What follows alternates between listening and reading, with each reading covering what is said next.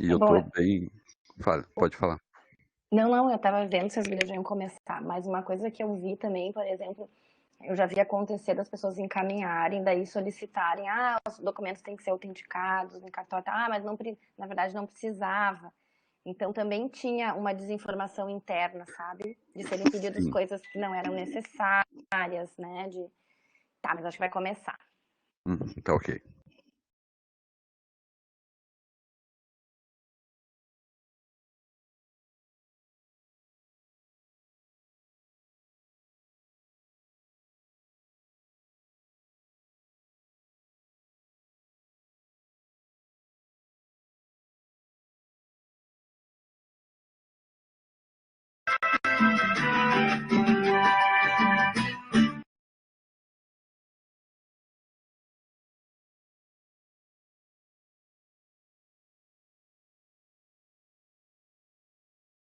Bom dia, pessoal. Então, vamos começar aqui a nossa roda de conversa.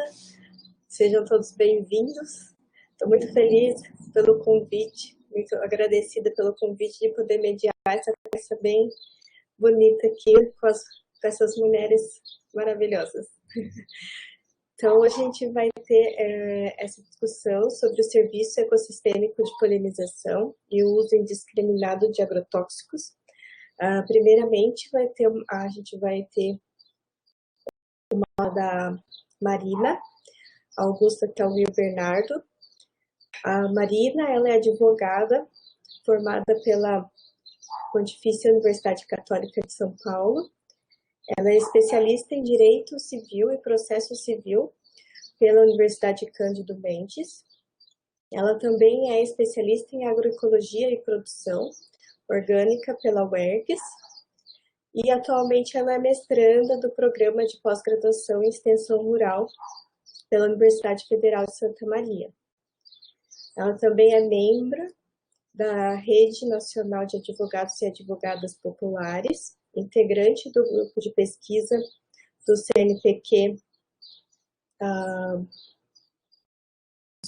UERGS, NEA Gaia Centro-Sul. Ela também é membro da Associação Brasileira de Agroecologia e ela é pesquisadora integrante do GT de Mulheres da ABA Agroecologia. E também integrante do grupo de pesquisa em Direito da Sociobiodiversidade da Universidade Federal de Santa Maria. E ela participa da rede de articulação em agroecologia do Vale do Rio do Pardo. E ela, como filha de agricultora agroecológica e com experiência em sistemas de produção sustentável, ela vai conversar um pouco com vocês. Infelizmente, ela tinha uma outra live ao mesmo tempo que essa nossa discussão, então ela gravou a fala dela e a gente vai assistir. Aí depois da Marina, nós vamos ouvir a Jennifer. A Jennifer Dias Ramos, ela é bióloga, formada pela PUC do Rio Grande do Sul. Ela também é graduada em Políticas Públicas pela UFES, pela Universidade Federal do Rio Grande do Sul. Atualmente, desculpa, pulando aqui. Ela é mestre em Zoologia pela PUC-RS e atualmente ela é doutoranda em Ecologia e Evolução da Biodiversidade na PUC-RS. Então, ela tem experiência nas áreas de zoologia, ecologia de abelhas sem ferrão, polinização agrícola, avaliação de risco, ecotoxicologia, educação ambiental, desenvolvimento rural e territorial, segurança alimentar e nutricional. E ela atua em pesquisas principalmente sobre avaliação de risco de agrotóxicos em abelhas sem ferrão, ecologia da polinização, polinização de culturas agrícolas. Ela tem experiência com polinização de canola e maçã. E ela atua em sensibilização e educação ambiental, políticas intersetoriais, como segurança alimentar e nutricional e desenvolvimento territorial. Ela também faz parte da Food for Thought. É isso, né, Jenny? E é um prazer também apresentar a Jennifer, porque eu fui co-orientadora dela do mestrado, então a gente já tem trabalhado bastante juntos. E também a última, mas não menos importante, que vai falar é a Letícia Casarotto Troian. A Letícia, ela também é bióloga pela Universidade Federal do Rio Grande do Sul. Ela é mestre em ecologia, também pela URGS. E atualmente ela é técnica pesquisadora da Organização Não Governamental Ação Nascente Maquiné, a ANAMA.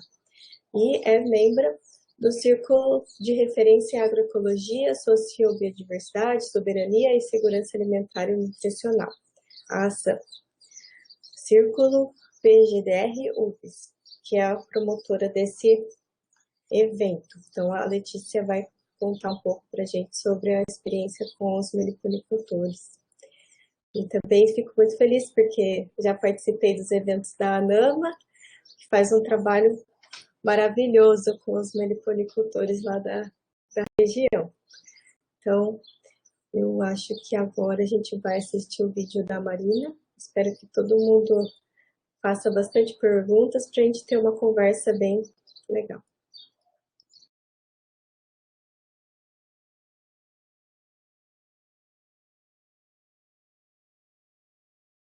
Bom dia, meu nome é Marina Tauil, eu sou advogada, sou pós-graduada em Agroecologia e Produção Orgânica e mestranda em Extensão Rural pela FCM. Agradeço muito esse convite, estou muito feliz por estar aqui, espero realmente contribuir ao nosso pensar em relação à legislação brasileira e o uso indiscriminado de agrotóxicos. Inicialmente, para começar a fala, eu gostaria de pensar sobre uma legislação. De que forma a gente analisa uma legislação? Não adianta a gente pegar a legislação e olhar ela de forma, como se diz, olhar a lei de forma seca, né? Os artigos, é muito importante a gente ter consciência do que são assegurados nessa legislação e quais as implicações dela. Mas para se analisar uma legislação, é muito importante pensar na construção histórica dessa normativa. Porque por trás de cada normativa se tem um objetivo.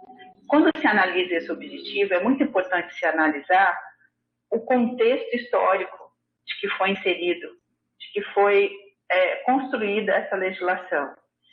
Então, qual foi o intuito da construção da legislação em relação ao agrotóxico? Atualmente é vigente a Lei 7.802, que foi criada em 1989, que regulamenta a matéria sobre agrotóxico, mas essas legislações relacionadas aos agroquímicos foram construídas decorrentes da Revolução Verde, impulsionada ali na década de 50 e 60. E o que foi isso? O que foi? A gente fala Revolução Verde, né?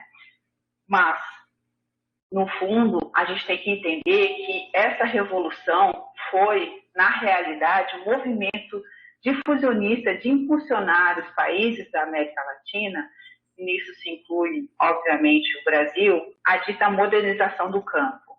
E com isso, foi de forma a impulsionar os países da América Latina a adquirir maquinário, agroquímicos, sementes híbridas, posteriormente as sementes transgênicas, pelos agricultores. Mas qual o interesse? A que interesse? Era interesse dos agricultores ou era interesse dos grandes complexos agroindustriais? Então, nessa época, foi impulsionado a venda, no sistema capitalista em que vivemos, a venda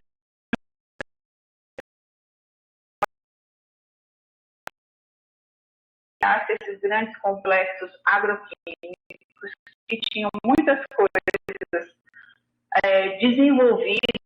desenvolveram muitos produtos e muitas coisas em relação à Segunda Guerra Mundial e que gostariam de dar novos destinos. E com isso se pontua que a América que o que gira o mundo, que girava o mundo nessa época, eram os interesses industriais, interesses de venda, interesses de rodar sendo proposto e o que estava sendo necessário a vender. Então, com isso, o Brasil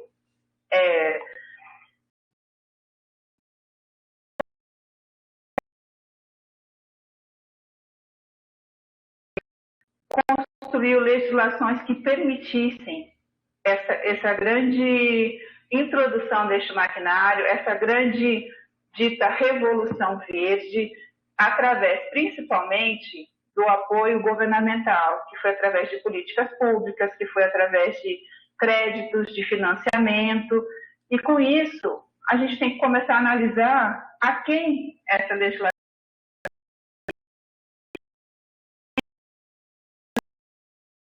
isso precisava ser impulsionado essa venda. Mas ocorreu o combate da fome no mundo? Realmente, será que precisava a introdução de toda essa quantidade de agrotóxico no nosso país, de toda essa venda, de toda essa legitimidade desse uso de agrotóxicos para que se combatesse a fome no mundo, a fome do nosso país? Então, a gente tem que começar a pensar a legislação de forma crítica.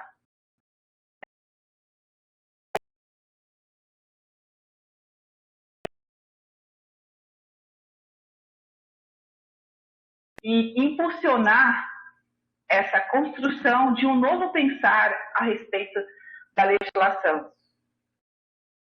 E pensando no uso indiscriminado de agrotóxico, que foi o dito na nossa proposta, é importante a gente fazer um questionamento do próprio ordenamento jurídico. Por quê?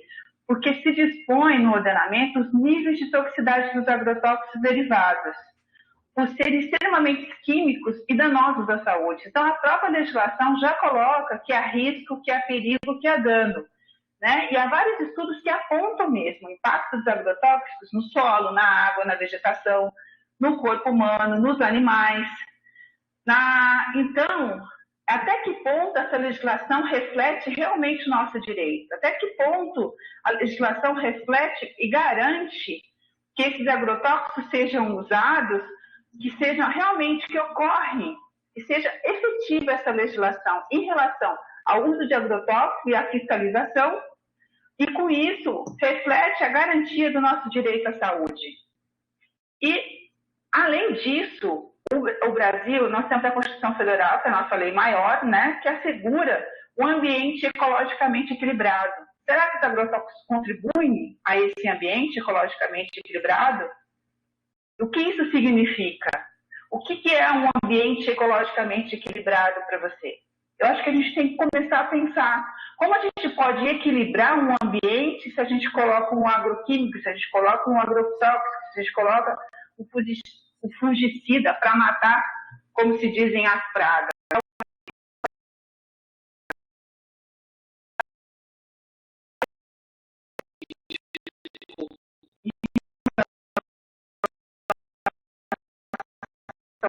Isso. E além disso, além do mais, né, a gente tem no nosso ordenamento a Lei 11.346, que regulamenta o Sistema Nacional de Segurança Alimentar e Nutricional, que assegura o direito à alimentação, o direito humano à alimentação adequada. Então, o que é uma alimentação adequada? É só você ter comida na mesa? É você estar sempre comendo? Mas e a nossa nutrição? De que forma a gente se nutre?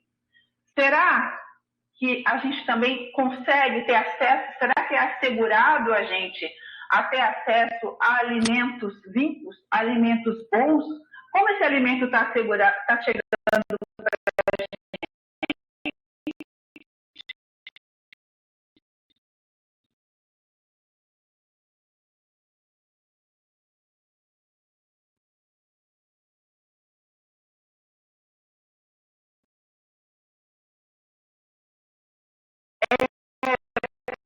Por um lado, o nosso ordenamento assegura o direito à alimentação adequada, por outro,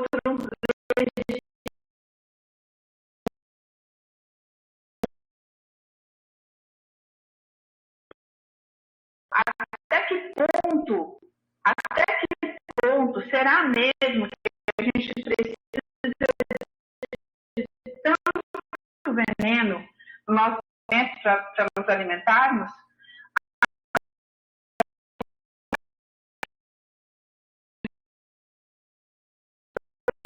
produtos de forma orgânica, produtos de forma agroecológica, que possibilitam que cheguem a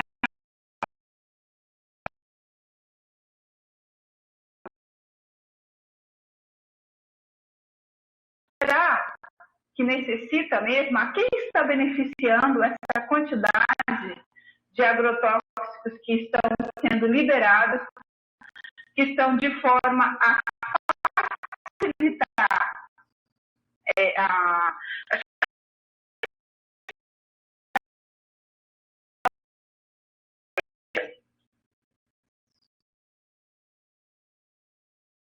E, além do mais, pensando nisso, eu trago, né, a discussão do projeto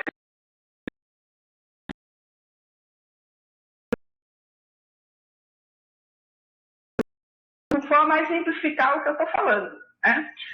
O Rio Grande do Sul, de forma inovadora, ele estabelece na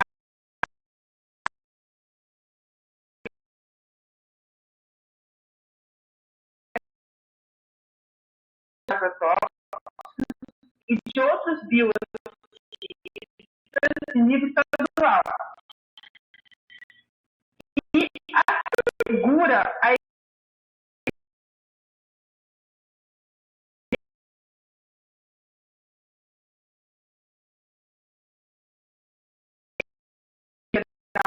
utilizados nesses estados, né, devem ser devidamente autorizados também nos países de origem.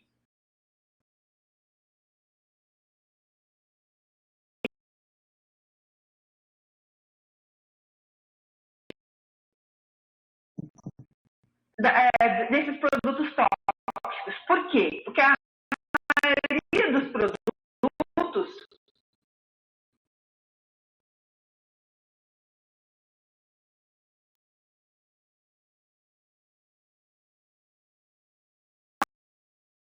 produção da venda de multinacionais.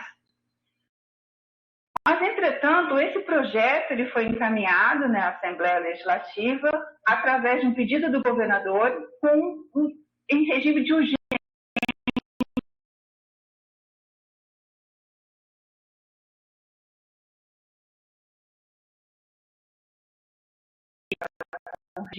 De urgência significa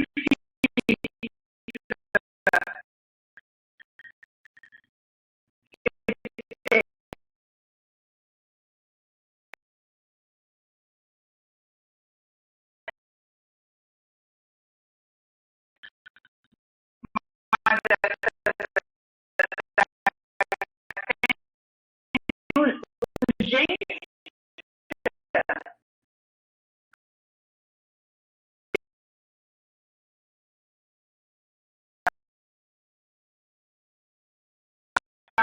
e com isso não há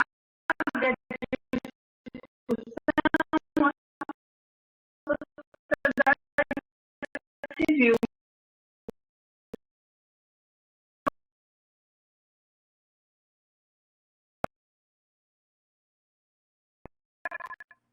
Será que esse retrocesso, que é realmente um retrocesso,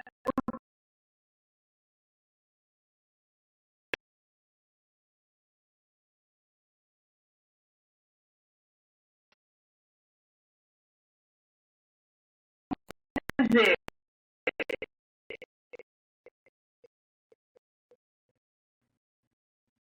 um agrotóxico da União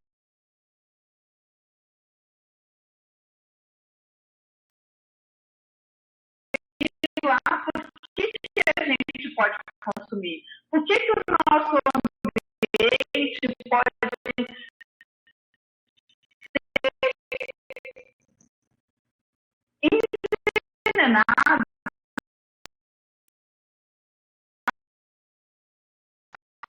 no nosso ambiente e na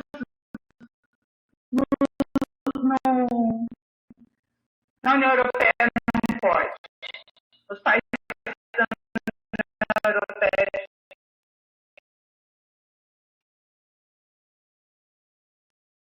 realmente questionar até que ponto essas ocorrências, essas manipulações que ocorrem em relação à legislação, a quem está beneficiando. Porque há várias implicações, dentre elas há mais críticas, né, em relação a essa urgência, porque para as construções anteriores houve essa discussão. Apesar da legislação estar aí, houve um impulsionamento em relação a colocar nessa legislação estadual esse artigo que assegure que seja realizado dessa forma, que seja pensado na origem do agrotóxico. Então, a mudança de uma legislação tem impacto em todo mundo. Então, é uma tentativa clara, infelizmente, do quê? De beneficiar, né, de defender os interesses das multinacionais, dos mercados agrotóxicos, né, em detrimento aqui a defesa da nossa saúde. Por quê? Porque o interesse, infelizmente, é de que sejam vendidos, seja possibilitado, que seja que haja, que se incentive essa enxurrada de agrotóxicos que continuam sendo cada vez mais possibilitados a serem vendidos no Brasil, em detrimento que é a saúde do povo brasileiro. Em detrimento, e eu digo isso, não é só do agricultor que vai lá, que está colocando o agrotóxico, mas é da maioria da população que vai no mercado comprar uma fruta, comprar um legumes, acha que realmente está comendo algo nutritivo, mas não, na verdade está ingerindo uma quantidade gigantesca de veneno, de agroquímico que está se depositando no corpo da pessoa. Então, essa análise tem que ser refeita, tem que ser revista, não é assim que as coisas têm que continuar acontecendo, sabe? Tem toda uma movimentação a respeito a este PL, por quê? Porque não dá para continuar incentivando o que aconteceu lá na década de 50, aquele movimento de fusionistas impulsionando que fossem inseridas, que fossem vendidas esses pacotes tecnológicos aos agricultores, e a população está calada, e a população está simplesmente aceitando, achando que a gente está modernizando algo. Na verdade, tem que ter uma quebra de paradigmas, uma quebra de pensar e uma análise crítica em relação ao que realmente está acontecendo. Então, uma alimentação limpa de veneno, né, nutritiva e adequada é direito de todos. Pois não adianta a gente ter esse alimento, como eu falei, não adianta só ter um alimento para matar fome. A gente tem que ter um alimento que nos constrói. A gente tem que ter um alimento que não seja contaminado com veneno. A gente tem que ter um alimento que construa uma sociedade melhor, que as pessoas se sintam melhores, que as pessoas estejam bem. E pensando nisso, né, eu trago a questão dos polinizadores. Quem são os polinizadores? São aqueles animais que fazem a polinização. E com isso, eu falo principalmente em relação às abelhas, que é o objeto da discussão da nossa temática, né?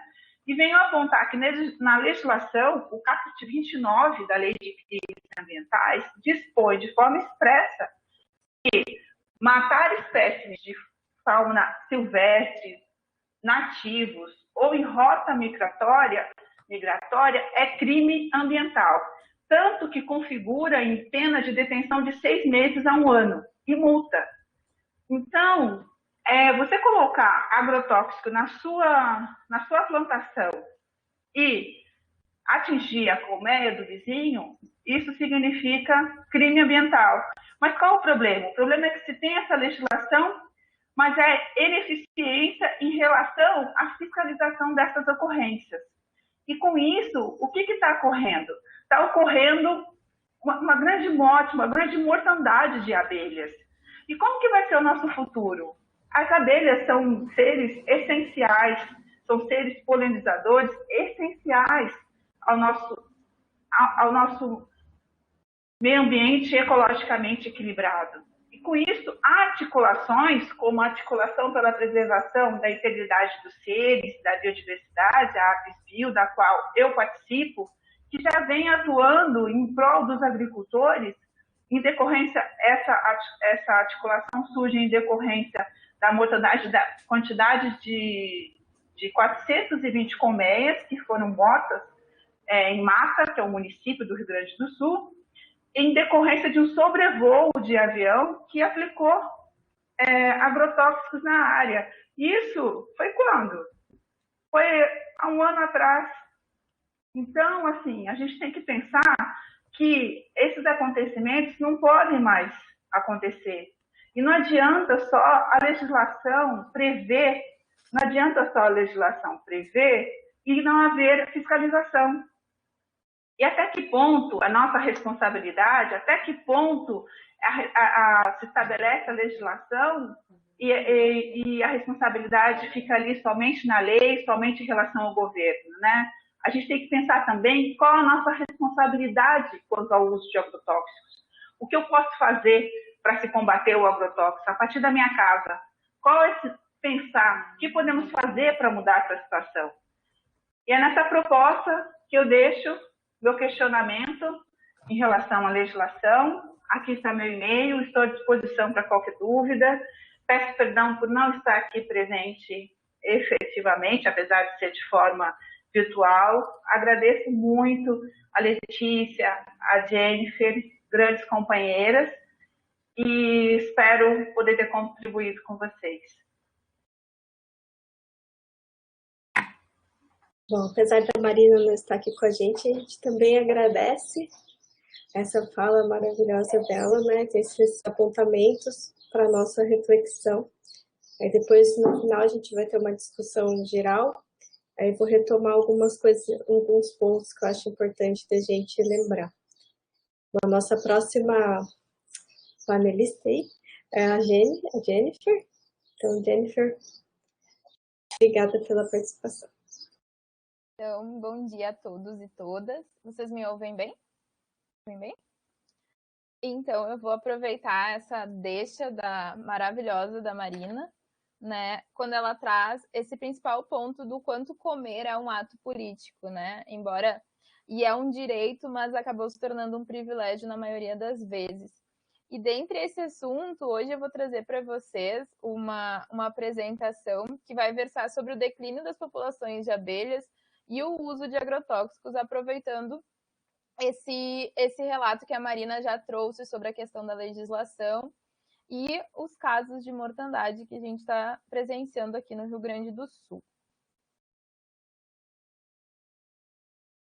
A partir disso, eu elenquei essa apresentação, mesmo entendendo esse assunto como um assunto que se retroalimenta e não está de forma linear, mas para fins de apresentação eu vou falar um pouquinho sobre a polinização, sobre o valor desse serviço ecossistêmico, sobre as abelhas, né, destacando um pouquinho sobre as espécies de abelhas que a gente tem no Brasil e no mundo, o declínio das populações dessas abelhas, o que são as potenciais causas, e dentre essas potenciais causas eu vou destacar a questão dos agrotóxicos. Como a Paty falou, eu estou terminando meu doutorado sobre a avaliação de risco de agrotóxicos em abelhas sem ferrão. Então eu vou trazer uns spoilers dos meus resultados aqui, né, de uns produtos que a gente utilizou, usando uma espécie nativa aqui do Rio Grande do Sul como modelo. E como não poderia só ficar nesse cenário, também vou trazer um resgate sobre potenciais alternativas para o cenário que a gente está vivenciando em relação ao uso de agrotóxicos e em relação ao declínio dos polinizadores. Então, de forma inicial, acho que é importante a gente resgatar o que é a polinização, né? A polinização é essa transferência de grãos de pólen da antera, que é a parte masculina da flor, para a parte feminina. E ela pode ser uma autopolinização, mas ela pode ser também uma polinização cruzada, onde o papel dos polinizadores se destaca muito, e eles são muito importantes para aumentar, para que haja formação dos frutos, para que haja formação das sementes, mas que também aumente a qualidade e a quantidade desses frutos e sementes, né? Dentre os polinizadores, a gente destaca muito o papel das abelhas, né? Porque a gente pode considerar elas polinizadores profissionais. E quando a gente fala em abelhas, às vezes a gente, quando fala em abelhas, pensa na única espécie lá, Apis mellifera, né? Mas estima-se que existam mais de 20 mil espécies de abelhas no mundo. E aqui no Brasil são em torno de mais de 1.600 espécies de abelhas, que estão divididas em 5 famílias, e aqui eu trouxe uma representante de cada família.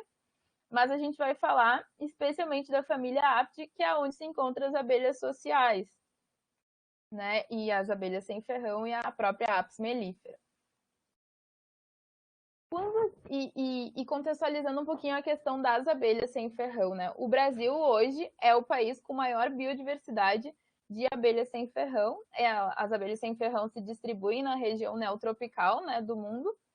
E o Brasil hoje tem aproximadamente 240 espécies de abelhas sem ferrão.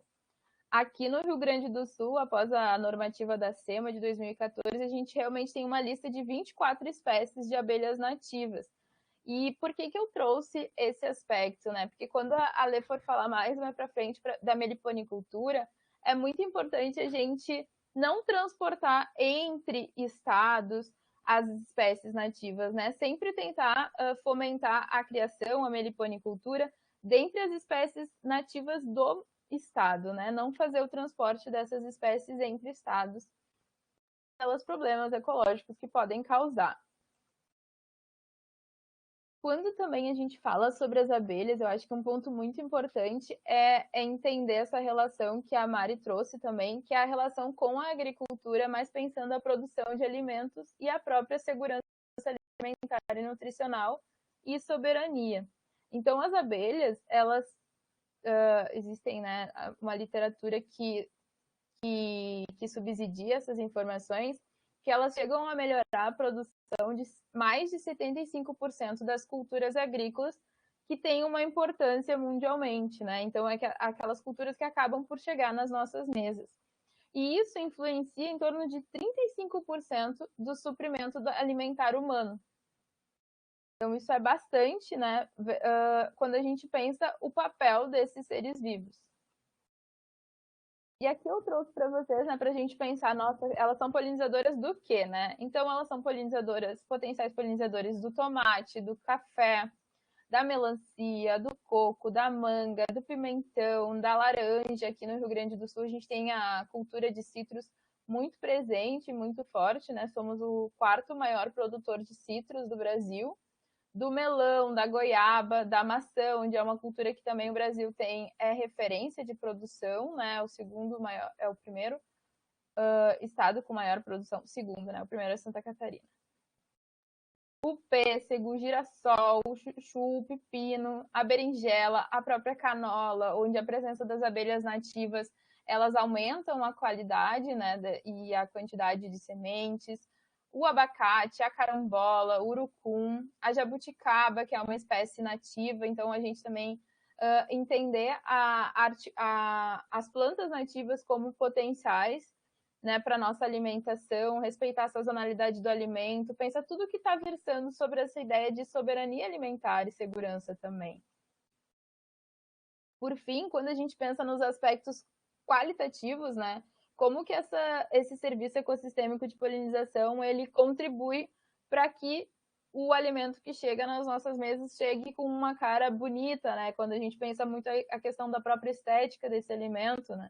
Então, olha só, aqui é um pimentão que foi polinizado, aqui um pimentão não polinizado. Essa maçã aqui é uma maçã bem polinizada, né? Então, ela tem toda uma formação simétrica, ela tem ela é arredondadinha, né? Aquela maçã que lembra a maçã da Branca de Neve. E aqui tem uma maçã que não foi bem polinizada. Então, a formação do fruto, ela não é boa. E aqui tem uma pera também, que a formação dela aqui não tá, né, bem polinizada. E aqui a gente vê uma formação bem polinizada. E aqui eu aproveitei para destacar também esse trabalho. É um trabalho que sempre acaba vindo, né? Porque é muito gritante quando a gente compara os morangos polinizados e não polinizados, né? E aqui eu destaco a espécie de abelha sem ferrão, que é a jataí, que é a Tetragonista angustula, que tem distribuição geográfica aqui no Rio Grande do Sul. Então, nas estufas, né, nas casas de vegetação que tinham a criação de morango, quando se coloca as colmeias de abelha sem ferrão, da jataí, houve uma melhora no peso e na formação dos frutos, né, e aumentando a produção de morangos. Então, a gente percebe que esse morango aqui, né, o morango é uma inflorescência, quando bem polinizado, ele vai formar um fruto mais bem distribuído e não um fruto com tantas deformidades. Então, eu quis resgatar um pouco isso para a gente entender de forma quali e quantitativa a importância do serviço ecossistêmico de polinização, especialmente desse serviço prestado pelas abelhas. E como a gente precisa, às vezes, chegar em valores, né, valores econômicos, atualmente o valor anual dos serviços de polinização ele foi estimado em 400 bilhões de reais, tá? E no Brasil, esse serviço ele foi estimado em 45 bilhões de dólares. Então, a gente está falando de um serviço que tem um retorno financeiro muito grande e que, por vezes, ainda é negligenciado quando a gente pensa o próprio uso dos agrotóxicos que vão influenciar o serviço prestado por essas abelhas. Já puxando aqui, então, o atual cenário que a gente está vivendo, que é um cenário onde tem um declínio de polinizadores e um declínio de populações de abelhas nativas e manejadas, né? Só que isso não é um fator direto, né? Realmente, o declínio de polinizadores, ele é multifatorial. A gente não tem como culpabilizar um único fator. Ele é, de fato, multifatorial. Então, a gente pode pensar a questão do desmatamento, a gente pode pensar a questão do modelo agrícola vigente hoje no país, a poluição, potenciais patógenos que essas abelhas possam ter, e o uso de agrotóxicos, né? Então, como é o tema da minha tese, a questão do uso de agrotóxicos, hoje eu vou falar um pouquinho mais sobre esse fator que contribui para o declínio de polinizadores, especialmente das populações de abelhas nativas e manejadas. Quando a gente fala sobre agrotóxicos, eu quis aqui referenciar com vocês para a gente pensar qual que é o cenário brasileiro de consumo de agrotóxicos.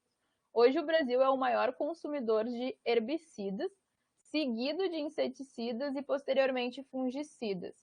Então aqui, só que mesmo a gente consumindo, né, quase que metade, não, mais da metade do consumo brasileiro ser de herbicidas, atualmente a legislação ela prevê para a liberação de agrotóxicos apenas a avaliação de risco dos inseticidas. Mas se a gente somar herbicidas e fungicidas, isso vai dar em torno de 66% do consumo de agrotóxicos no cenário brasileiro, e esses produtos eles são liberados sem avaliação de risco de agrotóxicos para as abelhas ou para algum outro modelo. Então, acho que é importante a gente discutir isso, e esse foi um tema da minha tese, né? Da gente pensar o modelo das abelhas e não pensar só hoje a avaliação de risco ela é pautada em cima da Apis mellifera, e a Apis mellifera, quando em comparação com as abelhas nativas, ela apresenta maior sensibilidade. Então, as abelhas nativas elas são mais sensíveis aos agrotóxicos do que a Apis mellifera. Então, nesse cenário, ela não é o modelo que a gente pode atribuir como padrão, ela não representa toda a diversidade das abelhas nativas, né? Então, hoje já existem grupos de pesquisa cada vez mais fomentando que a gente faça avaliação, né? Que se faça avaliação de risco de agrotóxicos também em modelos nativos, né? Em modelos de abelhas que sejam nativas e que possam representar de fato, né? Ou mais próximo do que seria representar a diversidade das abelhas no Brasil.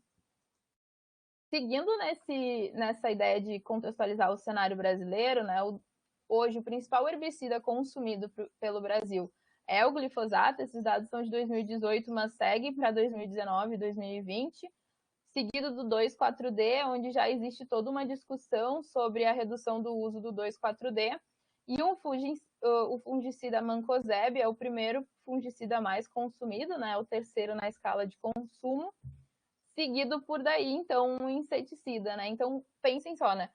toda a nossa avaliação de risco ainda está pautada sobre os inseticidas, mas cada vez mais a gente precisa, e as pesquisas têm demonstrado o quanto é importante olhar para os produtos que não têm como organismo-alvo as abelhas e o risco que esses produtos podem causar para elas, sejam letais ou subletais, né? Os efeitos que podem vir a causar.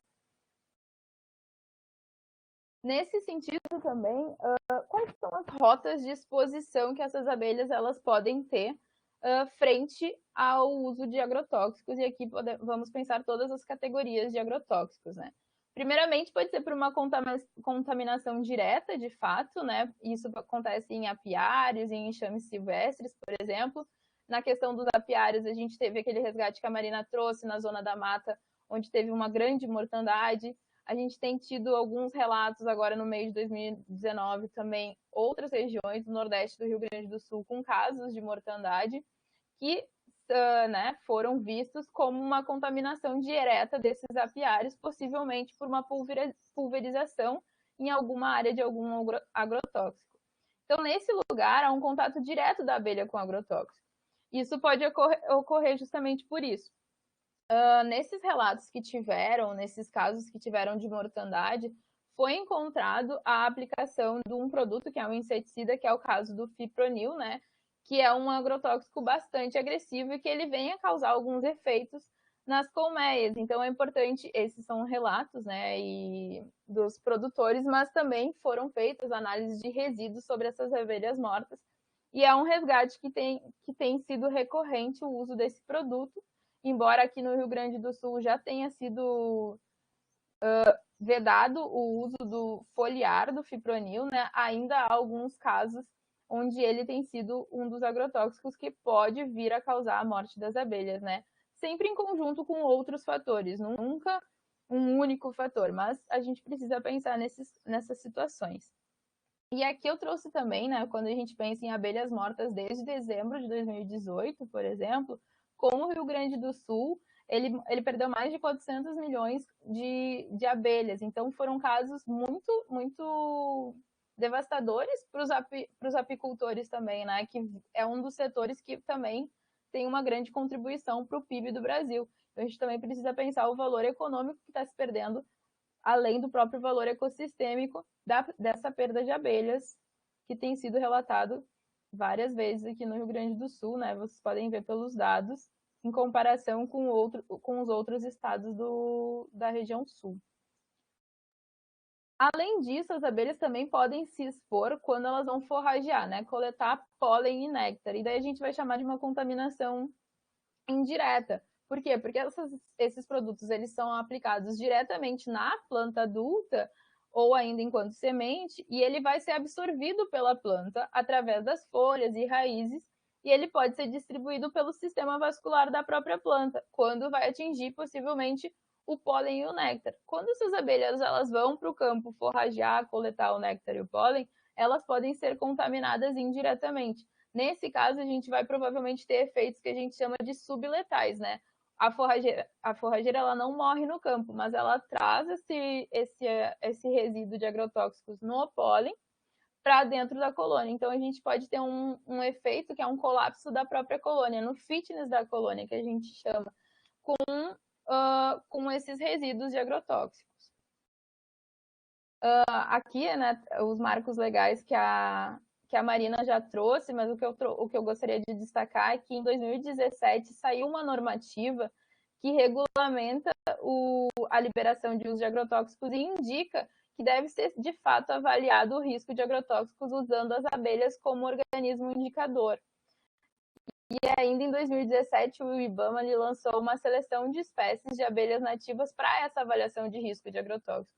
Nessa seleção, eles elencaram 20 espécies, onde está a espécie que eu utilizo, né, que é a Scaptotrigona bipunctata, para avaliação de risco. Então, acho que isso é muito importante, porque foi um avanço, né, diante de todo o cenário que a gente tem visto no país. Em 2017, a gente teve essa indicação com essa instrução normativa.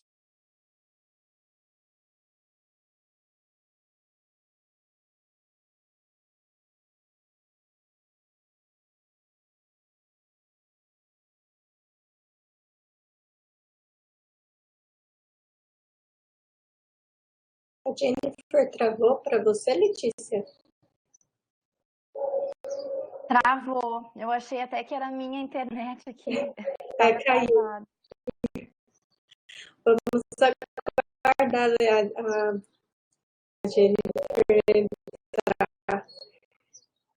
Aí, pessoal, assim, quem tiver dúvidas, quem quiser... Ixi, faltou luz na casa dela.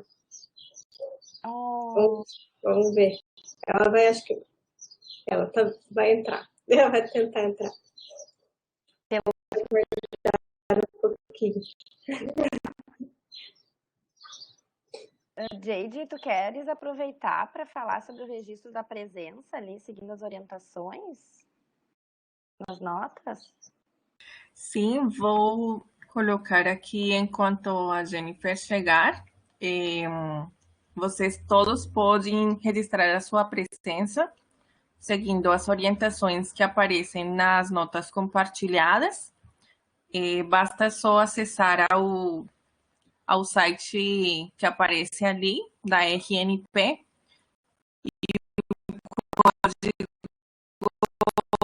da sessão de hoje é 40.37.2. Todas as orientações estão ali. Enquanto isso, vocês podem ir registrando sua presença. Por cada 2 encontros tem um certificado com um crédito de 15 horas.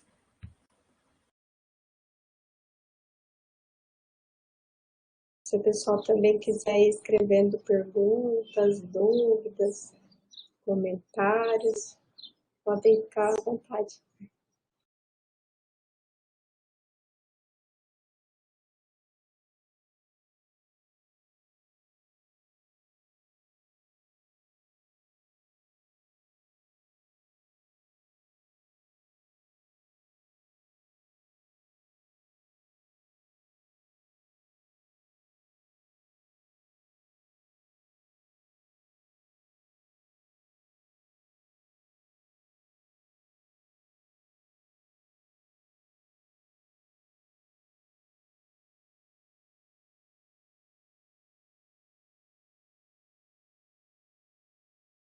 Enquanto isso, também fazer um adendo.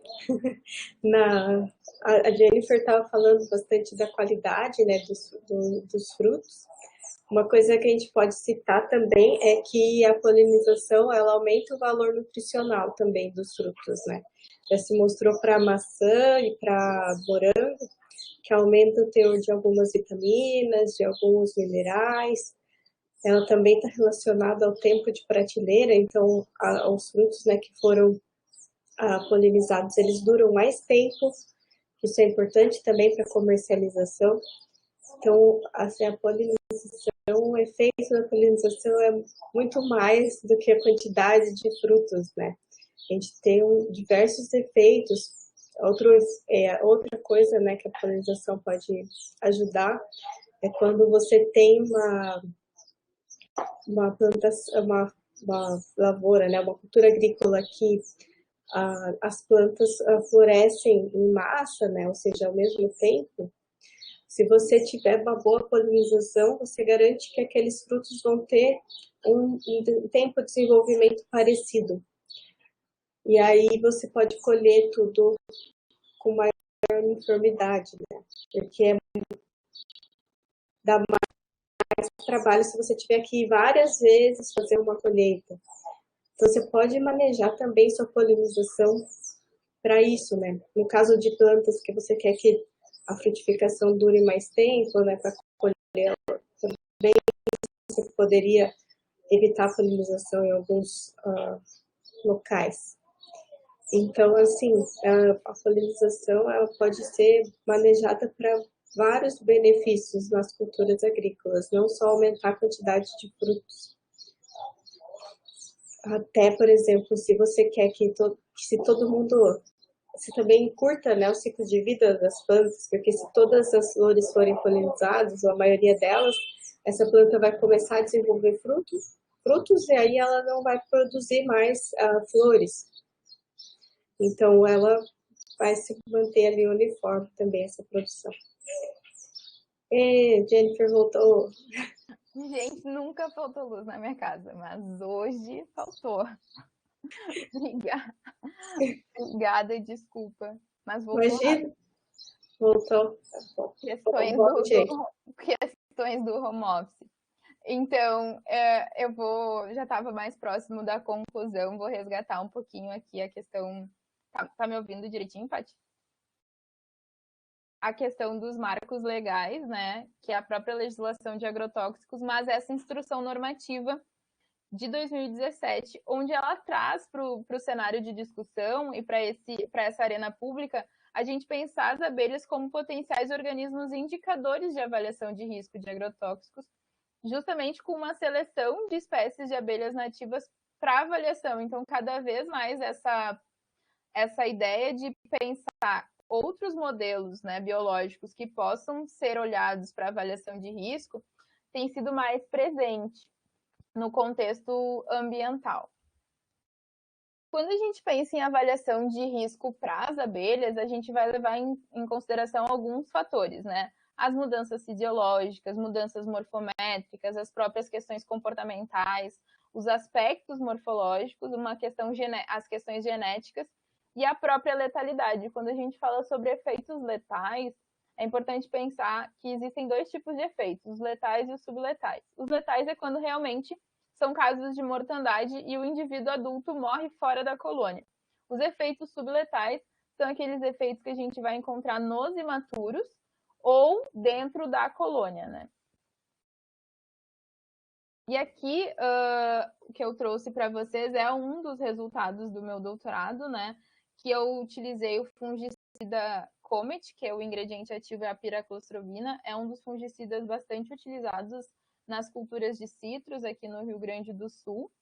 E essas concentrações de 1, 25% e 50% são com base na taxa de campo de citros indicada na bula, né, para aplicação em campo no período de floração do próprio citros.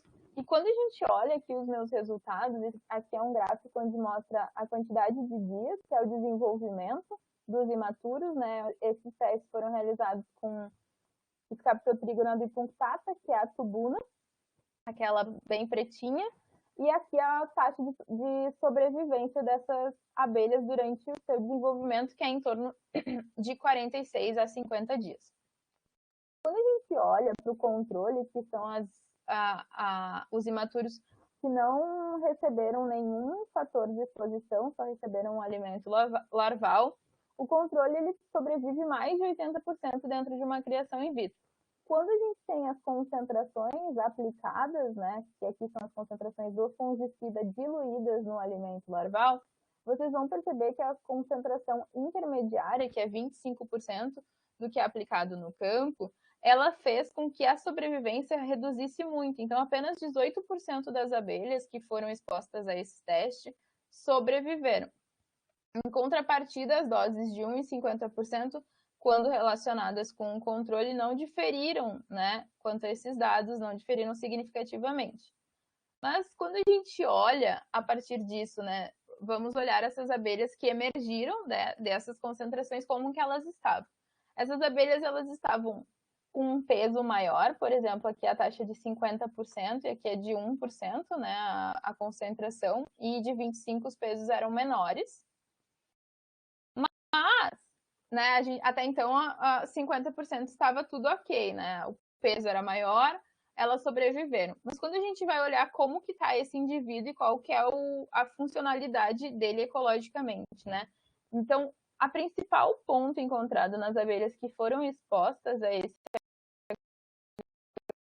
agrotóxico nessa concentração foi a má formação das asas. Então, na verdade, se encontra uma deformidade nessas asas, né? Aqui é uma abelha que emergiu do controle normal, né? Essa é a asa dela, com todas as formações venosas e tudo mais.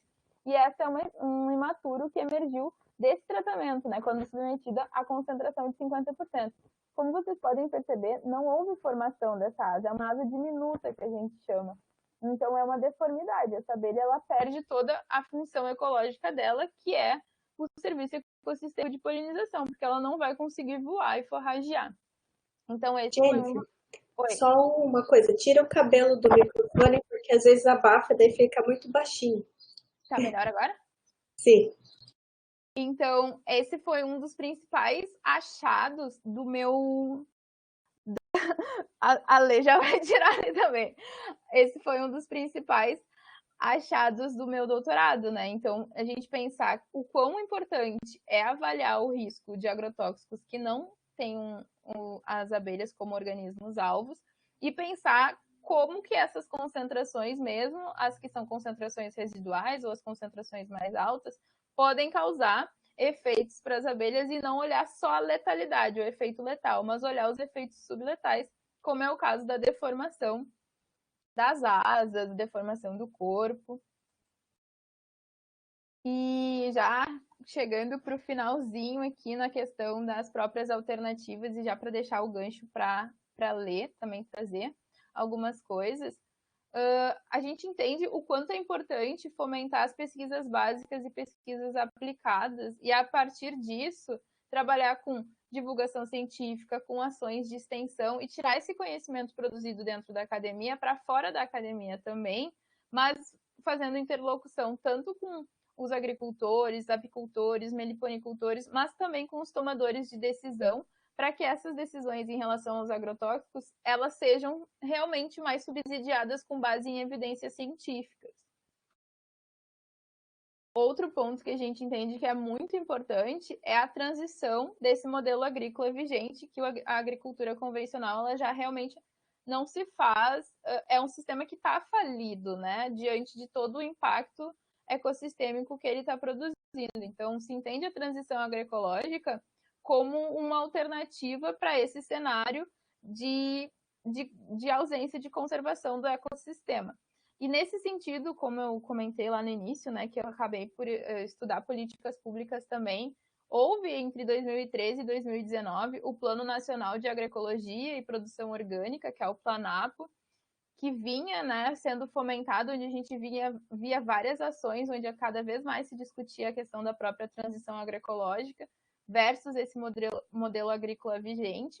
O Rio Grande do Sul ele teve um papel muito protagonista também com a criação do PLEAPO, né, que é o Plano Estadual de Produção Orgânica, onde se pensou também a biodiversidade dentro desse plano.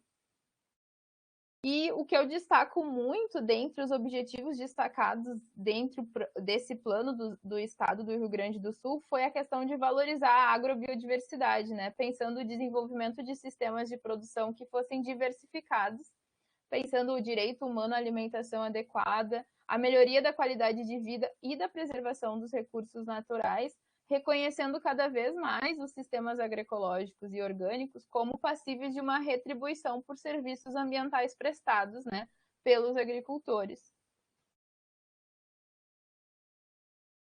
E, por fim, aqui, para deixar uma outra potencial alternativa, né, que é a criação das abelhas nativas, que se chama meliponicultura, que inicialmente, às vezes, é um lazer, mas ela pode ser rentável, especialmente pelo serviço ecossistêmico de polinização que essas abelhas prestam, né?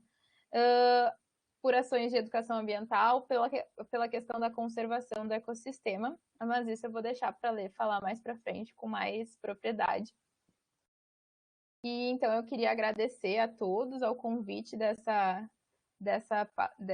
desse momento de troca com vocês e com as gurias. Eu acho que eu fico muito feliz em compor esses painelistas de hoje, né, que somos só mulheres, ao convite por isso, e a vocês por terem me ouvido. Já peço desculpas pelos contratempos e fico à disposição para qualquer dúvida. Obrigada, Jennifer. Imagina, a gente não tem controle sobre a energia elétrica, nem a internet. Então, imagina, foi bem rapidinho, nem tem problema. Bom, então a gente vai continuar agora com a fala da Letícia. Letícia, muito obrigada. Eu que agradeço, já agradeço de antemão também vocês e a participação de todos aqui, vi vários amigos, colegas, então estou bem feliz. Então, a ideia, gente, é falar um pouquinho aqui, então, da meliponicultura, né? Como as gurias já falaram ali, tudo da importância das abelhas como polinizadores. Então, vou trazer um pouquinho falando dessa cooperação entre abelhas, seres humanos e plantas. Vocês estão conseguindo ver aqui o meu segundo slide? Tá. Eu vou ter que olhar aqui pelo meu, porque a minha internet não tá tão bem, eu não consigo ver, tá? Qualquer coisa vocês vão me avisando aqui. Então, o conceito de meliponicultura, gente, o que ele é, né? Então, é a criação racional e o manejo de abelhas sem ferrão. Essas abelhas, elas estão dentro do grande grupo, da grande tribo dos meliponíneos. Por isso, meliponicultura, né? Criação de meliponíneos. Muita gente acha que o nome vem de mel, né? Não tem a ver com mel, não. Tem a ver com a criação de meliponíneos, que são as abelhas sem ferrão. Então, esse é o conceito de meliponicultura. Mas, o que a gente consegue ver, gente? Como a Jennifer trouxe aqui essa introdução, a meliponicultura, ela envolve muito mais do que a criação das abelhas sem ferrão. Então, através da meliponicultura, os meliponicultores, então, podem ter acesso ao mel, pólen, própolis, cera, tanto para uso pessoal como para venda. A venda de caixas racionais, onde são criadas essas abelhas, vendas de colônias, atividades de educação ambiental, turismo, que hoje muita gente procura também, né, quer conhecer. E a questão da polinização, que a gente já falou tantas vezes aqui, a importância disso tudo.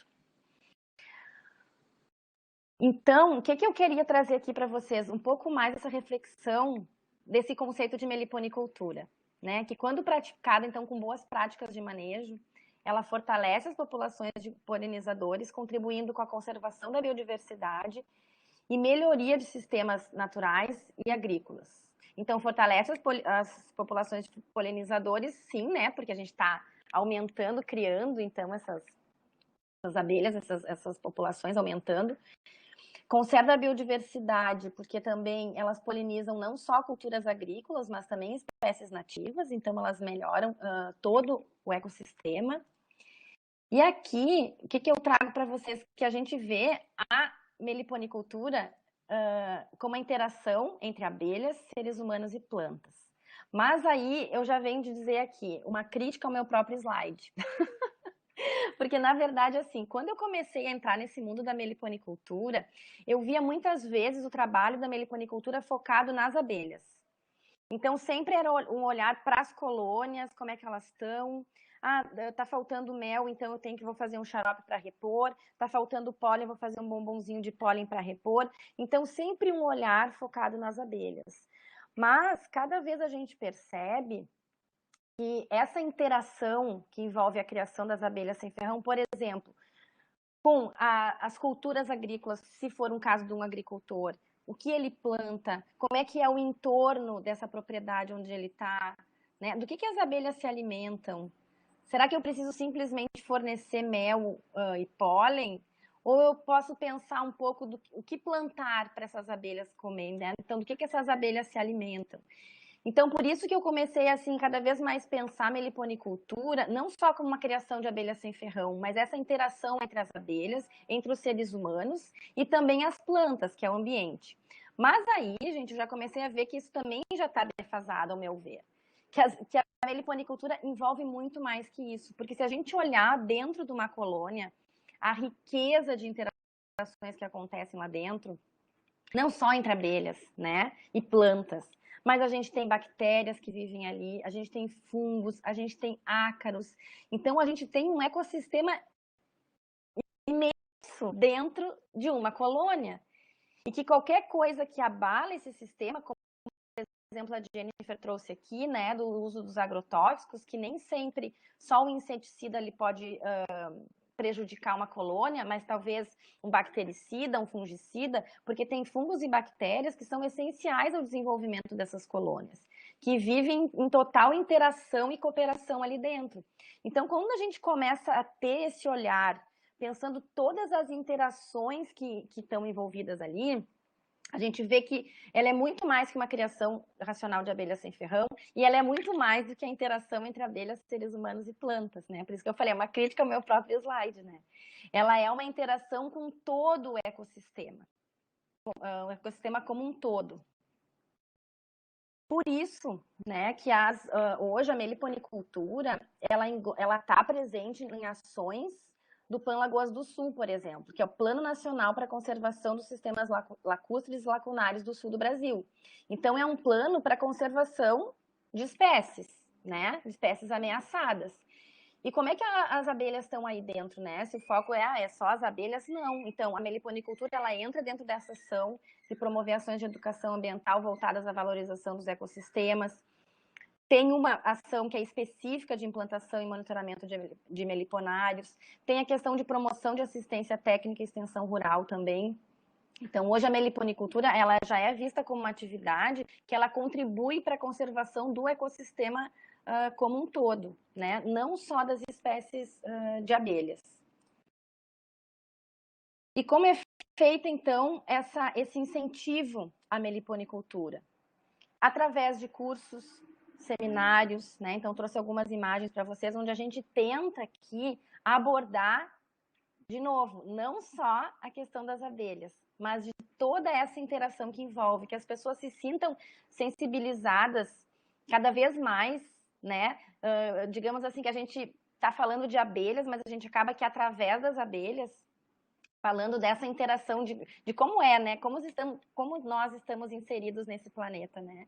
Então, isso eu acho que é uma coisa bem importante que é trabalhado nesses cursos e seminários, né? Então, a gente fala não só das abelhas, como viu, mas a interação, o que a gente está plantando aqui no entorno, né, dessas áreas. Trocas de experiências, então, é uma coisa muito interessante, né? Dentro desse incentivo à meliponicultura, a gente proporcionar essa troca de experiências. A gente estava comentando ali um pouquinho antes de começar, né? O Sig e o Leandro falando que às vezes a gente tem um meliponicultor na nossa rua e não sabe, né? Então, como é importante a gente cada vez mais formar essas redes e essas trocas de experiência. E como eu falei lá no início, né? A gente sempre incentiva essas boas práticas, porque a gente ainda vê muita gente praticando a meliponicultura totalmente com o foco assim financeiro, né? Eu quero ganhar dinheiro com isso, então não interessa se eu transporto daqui para lá, não tem problema, a forma como as abelhas vão chegar, a saúde das colônias, ou às vezes as pessoas criam muitas abelhas, né? Então, assim, uma superpopulação de abelhas num espaço muito pequeno, as abelhas competem, falta alimento, elas brigam entre si, mas as pessoas querem produzir mais, né?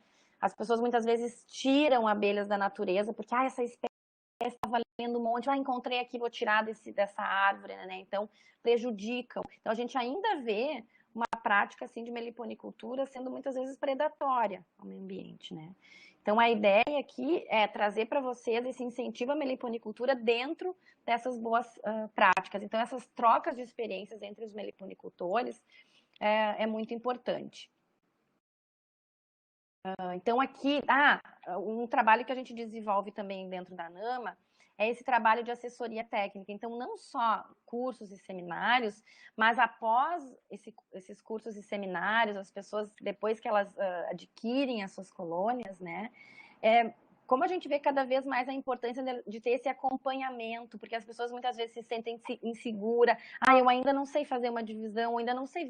Será que eu posso fazer uma divisão nesse caso? Não estou forçando demais aqui a colônia, né? Onde eu coloco, tá bem aqui, ela não gostou desse lugar.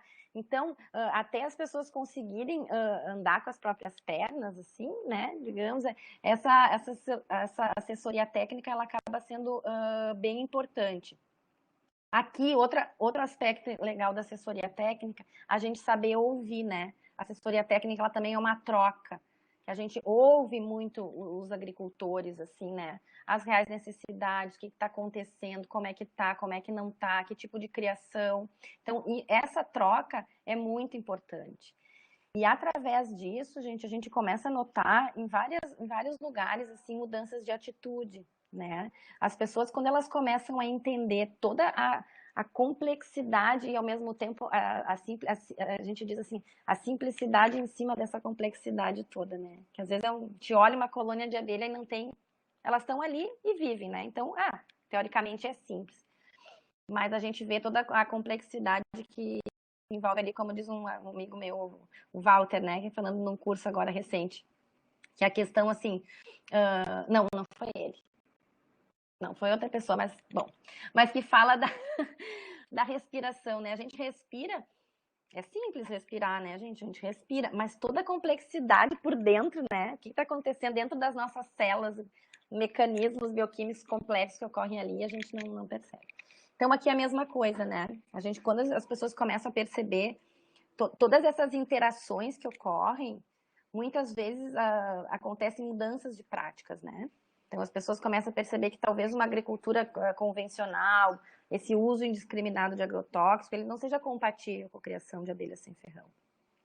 E muitas vezes a gente vê as pessoas comentando e repensando as suas atitudes, as suas práticas a partir disso, né? Então, acho que é uma questão bem legal quando a gente dá esse foco na meliponicultura.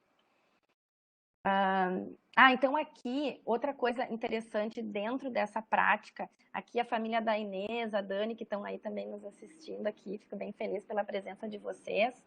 Então, quando a gente faz esse trabalho também de assistência técnica, é muito legal que a gente vê o envolvimento das crianças, das famílias. Muitas vezes o curso, vai um representante lá fazer o curso. Mas quando a gente trabalha isso no dia a dia, na casa das pessoas, a gente vê esse envolvimento da família como um todo. As crianças se envolvem, amigos, né, que vêm para... hoje o pessoal vai vir abrir as abelhas, vamos lá dar uma olhada. Então, esse trabalho acaba se expandindo, né, cada vez mais. Então, isso é uma importância também dessa assessoria técnica. Outra coisa, esse slide eu trouxe porque é uma coisa que a gente fala também muito, pensando nessa interação, vários animais também que estão presentes, quando a gente vai abrir uma caixinha de abelha, a gente encontra aranha, lagartixa, perereca, vários animais ali, né? Percevejos e tal. E aí, às vezes, a tendência das pessoas mata tudo, né? Tira daqui, mata e tal. Mas a gente pensar, então, a relação, o que aquele bichinho está fazendo ali, né? O que ele faz, o que ele contribui? Passarinhos, né, também, que às vezes estão lá. Mas esse passarinho se alimenta das abelhas. Então, a gente tem que matar, tem que espantar, né? Então, assim, até que ponto um animal que está ali, que vai comer, de repente, uma abelha, ele realmente vai ser prejudicial para aquela colônia, né? Ou se ele não pode pegar animais que poderiam ser predadores das abelhas, né? Inimigos das abelhas, como, por exemplo, os florídeos. A gente vê as lagartixas, as pessoas, lagartixa, mas a lagartixa não é um animal noturno, né? As abelhas, normalmente, de noite, elas estão dentro de casa. Então, será que elas estão ali realmente para comer as abelhas? Ou elas podem estar ali realmente, assim, predando animais que poderiam ser prejudiciais para as abelhas? Então, são todas reflexões que acontecem durante essas visitas, quando a gente abre uma caixa. Por isso que eu falei que aquele meu slide ali, que a meliponicultura é a interação entre abelhas, seres humanos e plantas, já está totalmente defasado, né? Porque eu já vi que aquilo ali já está muito além disso, né? É uma interação... Outra coisa muito legal, gente, dentro da meliponicultura que eu tenho visto, assim, a meliponicultura, então, é uma atividade que ela não exige tanto esforço assim, né? Ela não é muito caro, né? Não existe um investimento inicial muito alto e tal. E essa questão do protagonismo, então as pessoas poderem a gente tem visto cada vez mais mulheres se envolvendo, né, nessa atividade, a autoestima das pessoas, muitas vezes assim, eu posso, eu sei fazer, né, então eu trouxe aqui um exemplo, né, de mulheres meliponicultoras, e no curso, inclusive, a gente vê pessoas, por exemplo, que teve uma senhora que fez um curso com a gente que ela não sabia ler, e aí ela ficava toda com um caderninho, ela levava o caderninho e o lápis e dizia assim: anota isso aqui para mim, para a sobrinha dela que foi junto. Anota isso aqui para mim. Então, e ela, depois, como a família comentou que o marido não queria que ela fizesse, porque, não, tu nem sabe ler, o que tu vai fazer lá, tu não vai conseguir e tal. E ao final do curso, as pessoas que têm 80% de participação e tal, elas ganham uma colônia de abelha. Nesse caso aqui, um dos projetos que eu trabalhei, tá, gente? Não são todos os projetos assim, mas esse projeto foi um caso. E aí, quando eu falei para ela, disse, não, a senhora, né, vai ganhar uma caixinha de abelha, nós vamos na sua casa visitar para ver qual é o melhor local para instalar essa abelha. Ela começou a chorar, assim, ó, compulsivamente. Ela disse, não acredito, eu vou ganhar uma abelha? Claro! E ela não, sabe, não acreditando, assim, mesmo com todo o empenho e dedicação. Então, assim, a gente vê como a importância também de fazer esse trabalho, desses projetos que atuam também com pessoas, esses projetos que eu comentei foram oferecidos gratuitamente, né, para os agricultores. Então, a importância de ter esses projetos que atinjam esse público também, né, que não tem necessariamente acesso à internet, que muitas vezes não sabe nem ler nem escrever, né. Então, como a importância desses projetos que façam esse tipo de incentivo à meliponicultura. E aqui eu quis trazer um outro exemplo também, né, de outra forma de atingir um público não só, né, de agricultores e tal, mas desse incentivo às escolas, né, desse trabalho com as crianças que a gente vê que elas se empolgam muito com a questão da meliponicultura, das abelhas, elas ensinam muito pra gente, né. Então aqui eu trouxe um exemplo do meliponário que foi montado numa escola aqui, Escola João 23, em Porto Alegre. Foi muito legal, porque aí a gente podia ver, eu, por exemplo, me sentava nesse banquinho e ficava só ouvindo, assim, de cantinho, as crianças trazendo os pais para mostrar o meliponário para os pais, e os pais meio, não, é abelha, eu vou ficar por aqui, tá bom já. Não, pai, venha, sem ferrão. Né? E eu não vou esquecer uma fala assim, de uma criança que deu um pai, ai, que legal, né? Agora vai ter mel na merenda da escola. Daí a criança falou, não, as abelhas não produzem mel pra gente, pai. Se sobrar, a gente pode tirar um pouquinho para nós, mas só se sobrar. Então, assim, a fala da criança, né? Ensinando os pais. Então, um trabalho também bem importante que é fazer esse trabalho de divulgação junto com as crianças. É um trabalho incrível, assim. Ah, aqui eu trouxe um outro exemplo. Nessa mesma escola, então, as crianças ficaram encantadas com as abelhas e descobriram um ninho, uma colônia de abelha aqui num ferro. E aí elas fizeram todo um projeto, elas que escreveram um projeto de como a gente vai fazer esse ferro vai esquentar demais, vai pegar muito sol, mas a gente não tinha como cortar o ferro para tirar a abelha ali de dentro. Então, a gente vai construir uma casinha para proteger essa abelha? E aí eles fizeram um projeto de como seria essa casinha e construíram uma casinha que está lá até hoje protegendo uma colônia de plebeia droriana, coisa mais querida. Então, esse trabalho bem interessante, assim. Ah, eles estudaram também a questão das flores do meliponário, porque a ideia foi, a gente vai botar um meliponário. Como é que a gente vai dar comida? Porque lá na escola tem um mini zoo, que dão comida para os animais. Como é que a gente dá comida para as abelhas? Plantando flores, né? Então, eles fizeram, na frente do meliponário ali tem um jardim, então eles pensaram na escolha das flores, né, de que foram plantadas. Então, mais uma vez, sempre pensando essa interação, assim, foi um trabalho muito bonito, muito gratificante também. Ah, outra aqui também, um outro trabalho numa escola, essa escola, a Escola Lumiar, também em Porto Alegre, eles têm aqui, bem aqui, isso aqui é a porta de entrada da escola é aqui, eles têm uma colônia aqui de jataí. E eles começaram assim, tá bem aqui na porta, como é que a gente vai fazer, né? Vamos tirar. E eles me chamaram porque eles queriam tirar aquela abelha de lá e botar numa caixinha, né? E aí veio todo um trabalho de entender por que ela estava ali. Bom, vai tirar, vai ter que quebrar todo esse muro e tal. Então, quem sabe a gente constrói iscas para conseguir capturar uma colônia para poder ter aqui, porque eles queriam também ter na escola uma abelhinha e tal. Então foi um trabalho bem bacana também de sensibilização e as crianças até hoje também adoram e ficam super, ensinam também as pessoas, porque como é bem na entrada, né?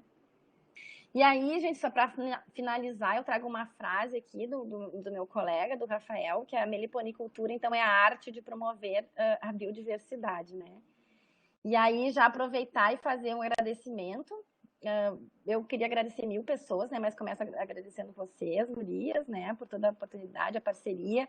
Trouxe aqui, então, essa foto, né? Dos meus colegas de trabalho, o Rafael Guer, que é a Juliane Duarte Salapata, que também super... Salapata Duarte, também super parceira. Agradecer também a Cídia, que é uma super mestra, né? Parceira também da Paty, que escreveu um livro de boas práticas, que foi com ela também que eu comecei a despertar esse meu interesse pela meliponicultura, e até hoje é uma baita de uma parceira, então fazer um agradecimento especial. A Gabriela também, Coelho de Souza, né, que é professora aqui da URGS, do PGDR, que também desenvolve esse trabalho lindo na universidade, que através dela também que participo aqui do Ossa Círculo. E todos os meliponicultores e colegas e parceiros, né? Então, uma lista enorme, o pessoal que está aqui, Inês, o Dani, o Leandro também, companheiro ali. Então, várias pessoas queridas. Tá? Então, eu deixo aqui para vocês, não está aparecendo para mim, mas acho que está aparecendo para vocês, né? Meu contato, é isso que aparece aí? Deixa eu ver. Isso. Então, é isso. Muito obrigada. Muito obrigada, Letícia. Desculpa. Foi ótima a sua fala também. Aliás, estamos super bem aqui de falas, todas muito boas. Assim. A gente tem algum comentário assim, da Silvia, que legal ganhar uma colônia de abelhas. Aqui em casa tenho visto 5 espécies de abelha nativa, planto bastante flores e deixo as plantas nativas. Elas adoram manjericão, tudo na parte urbana. Então, eu acho que é bem isso que você falou, né? A meliponicultura, ela traz vários aspectos, né? Então, a gente vê que as pessoas, elas começam a se importar com o meio ambiente, a entender as relações entre os seres vivos. E uma coisa muito importante que você falou é exatamente isso, de trazer essa questão, né?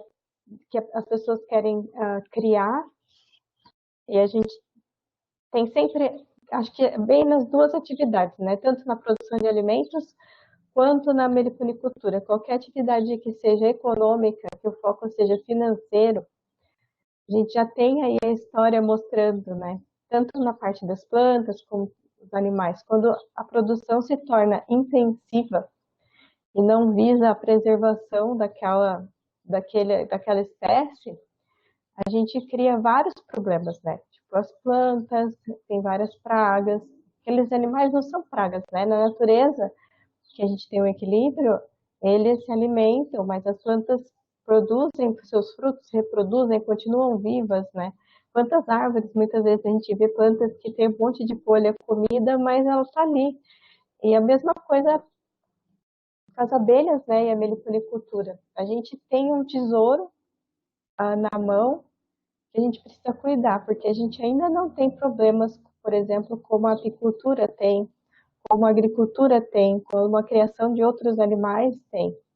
Então, se a gente começar essa atividade de uma maneira preocupada mesmo com a preservação dessas abelhas, a gente vai garantir que a gente continue podendo criar essas abelhas de modo saudável, né? Porque a gente imagina, né, se a gente começa a criação muito intensiva da meliponicultura, a perder diversidade genética, a introduzir pragas e doenças, o que a gente vai fazer com essas abelhas? Então, assim, eu entendo que a gente precise ter atividades econômicas, mas a gente tem que contrabalancear, né, com a preservação dessas espécies. Não tem como. A gente não pode mais dar o luxo de só pensar em uma produção intensiva e ganhar mais dinheiro, né? Porque o dinheiro não vai trazer a nossa saúde, a gente está vendo no meio de uma pandemia, né? E nem sempre o dinheiro vai resolver tudo. Ele ajuda, mas ele não consegue resolver tudo. Então a gente vai ter que... Gostei dessa painel, assim, né? Que foi 3 falas bem complementares que trouxeram vários pontos, né? Tipo, a Marina, né, falando do direito à alimentação, porque não adianta só a gente ter comida, né? A gente não pode comer só arroz, a gente tem que ter uma diversidade alimentar, a gente tem que ter qualidade, para que se tenha qualidade de vida. E para a gente ter qualidade de vida, a nossa alimentação produzida do jeito que está sendo produzida, está impactando o nosso ambiente, e está afetando a nossa saúde não só pelo que a gente come, né? Pelo ar que a gente respira, pela água que a gente bebe. Então, assim, até acho que foi o David Attenborough, né? Que fala que para acreditar em crescimento infinito num planeta finito, ou é louco ou é economista. Então, se a gente quiser continuar vivendo com uma certa qualidade de vida, recuperar a nossa qualidade de vida, né? A gente vai ter que pensar no planeta como o que é, né? Como um ecossistema único, né? Não tem como. Então, eu achei muito boa a fala de vocês. A gente não tem perguntas aqui, mas eu gostaria de perguntar para vocês, assim, o que vocês, quais as próximas ações que a gente deveria focar para promover, né, essas ideias? Porque a gente consegue trabalhar muitas vezes com os pequenos agricultores, através desses projetos, com financiamentos, mas como é que será que a gente pode aumentar ainda mais essas ações para garantir, né, que os serviços ecossistêmicos de polinização não sejam afetados tanto pelo uso indiscriminado de agrotóxicos, né? Não sei se é uma pergunta que a gente saiba a resposta, mas se vocês quiserem comentar, né, o que cada um de nós poderia fazer para isso. Posso começar comentando, pode ser, Jennifer? Olha, Paty, eu vejo assim que acho que tem várias iniciativas que a gente pode fazer, desde o micro até o macro, né? Então, por exemplo, quando a gente, fato às vezes a gente ter uma abelha em casa, né, uma colôniazinha, que aí quando a gente recebe visitas a gente pode falar, mostrar, já é como eu falo, micro.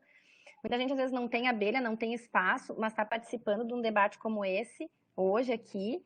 Então isso, com certeza, depois essas pessoas vão se tornar multiplicadores disso. Então, porque isso às vezes faz a gente repensar atitudes diárias, né? Não, eu também acho. É que nem às vezes esses dias eu vi uma charge, né? Que é, eu defendo o meio ambiente, dei uma fila enorme. Depois a outra assim, eu quero mudar de atitude. Ninguém na fila, né? Porque às vezes é isso, todo mundo, não, eu defendo, eu sou a favor do meio ambiente, né? Mas o que eu faço realmente para ser a favor do meio ambiente? Então, às vezes, como eu falo, coisas micros que a gente pode fazer, coisas pequenininhas que podem ser feitas. Aumentar essa divulgação, como tu fizesse também, né, Paty? É uma excelente pesquisadora e aí montou um canal no Instagram, no YouTube, que está também divulgando essa questão das abelhas, uma linguagem também super interessante para todo mundo. A Jennifer, que também tem o trabalho dela, também dá aula, provavelmente leva, né, Jennifer, nas aulas também essa temática. A gente estimular e fazer as pessoas entenderem a importância de projetos, né, de financiamento de projetos nessa área, como eu falei para vocês, hoje na internet a gente acha muita coisa, e também isso para mim é um problema.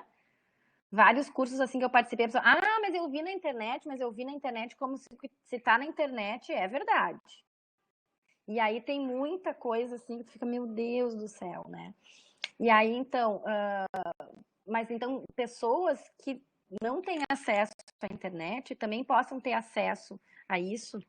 Então, esses projetos, ou que não têm um recurso para pagar um curso, né, de qualidade e tal, também possam ter acesso. Então, desenvolver projetos nesse sentido, né, que envolvam não só qualificação assim, dentro da meliponicultura, mas que possam oferecer essa assistência técnica, não digo permanente, mas pelo menos durante um tempo até a pessoa conseguir, né, seguir pelas próprias pernas, eu acho importante. Então, ações desde as bem pequenininhas até as maiores, né.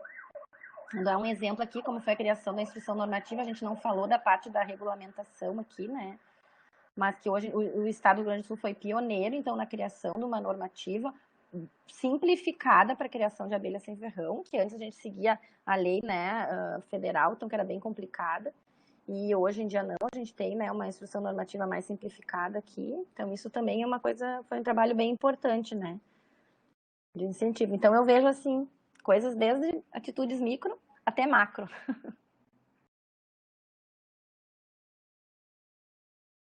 Eu penso que eu concordo com tudo que tu colocou, Lê. Eu acho que essas são ações de educação ambiental mesmo, né? Quando a gente pensa E quando a gente fala sobre a produção de alimentos e fala sobre os alimentos, eu acho que uma coisa que a gente faz diariamente, que é comer, e claro que aqui eu estou falando para nós, para as pessoas que têm esse privilégio enquanto escolha, né? Tipo, escolher o que vai comer. Pensar que comer é sim um ato político, e quando a gente pensa o que a gente está comendo, a gente se conecta com o que a gente está comendo, a gente fomenta a cadeia curta de comercialização de alimentos, né? Respeita a sazonalidade dos alimentos, e o produtor, né, dialoga com o produtor, faz sua feira, tira um tempo para sua alimentação e entende essa alimentação desde quando, né, aquela plantinha estava lá no campo e produziu aquele fruto, o serviço ecossistêmico de polinização atrelado para aquela comida chegar na nossa mesa. Eu penso que esse também é um lugar que a gente deve cada vez mais tentar sensibilizar as pessoas, né? Porque todo dia a gente come, né? A gente vai comer e a gente faz, né? É indicado que no mínimo 3 refeições a gente vai fazer num dia. Então, talvez nesse sistema que a gente está inserido, esse sistema capitalista, onde o tempo tem né, o nosso tempo ele tem um valor.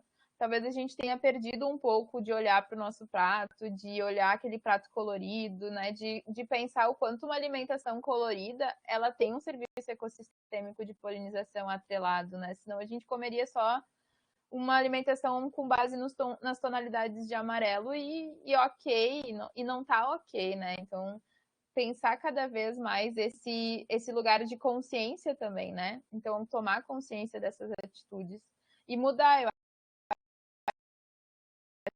acho que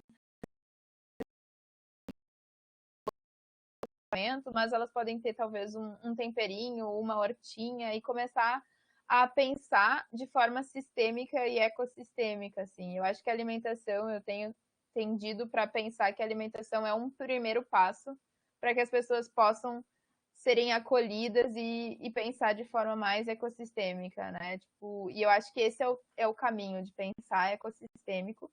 E eu acho que isso são ações mais individuais, mas quando a gente pensa o cenário e pensa o corpo social, a gente precisa pensar nas políticas públicas, a gente precisa pensar nos programas sociais incentivando, né? A gente precisa pensar em nós enquanto votantes também, em quem nos representa, para que essas políticas públicas elas existam ou políticas públicas devido a quem está nos representando. Então, acho que o que a Marina trouxe, eu acho que é importante resgatar, depois de todas as nossas conversas, tudo que a gente está vivendo de retrocesso no que tange a legislação de agrotóxicos.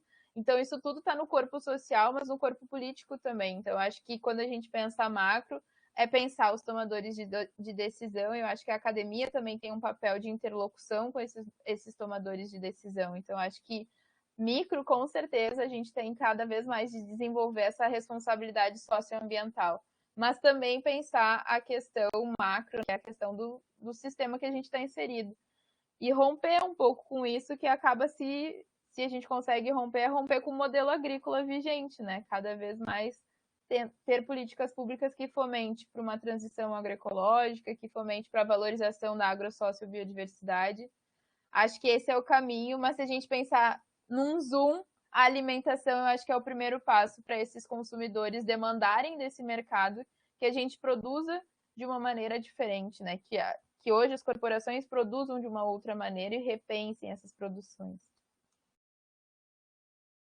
Exatamente. Até eu dei uma palestra semana passada sobre divulgação e conservação de abelhas sem ferrão, e eu trouxe um pouco a questão da alimentação, né? Que saiu um trabalho, se não me engano, no ano passado ou esse ano, ele é recente, que eles avaliaram o impacto de diferentes grupos alimentares no meio ambiente e na nossa saúde. E aí, o que tem mais impacto, risco para o meio ambiente e para a nossa saúde é o gado, né? Seguido de outros tipos de carne.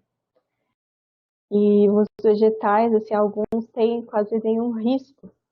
Então, é exatamente isso que você falou, né, Jennifer? É um ato político. Não estou dizendo aqui para todo mundo virar vegetariano, não é isso. mas escolher de onde vem sua carne já é um bom começo. Talvez comer menos, né? Comer menos dias da semana, trocar por outras leguminosas, ter uma alimentação diversificada, né? Porque também isso vai impactar o meio ambiente, vai impactar nossas abelhas. Então, se a gente for pensar, o desmatamento, né, a redução e fragmentação de hábitats, ele é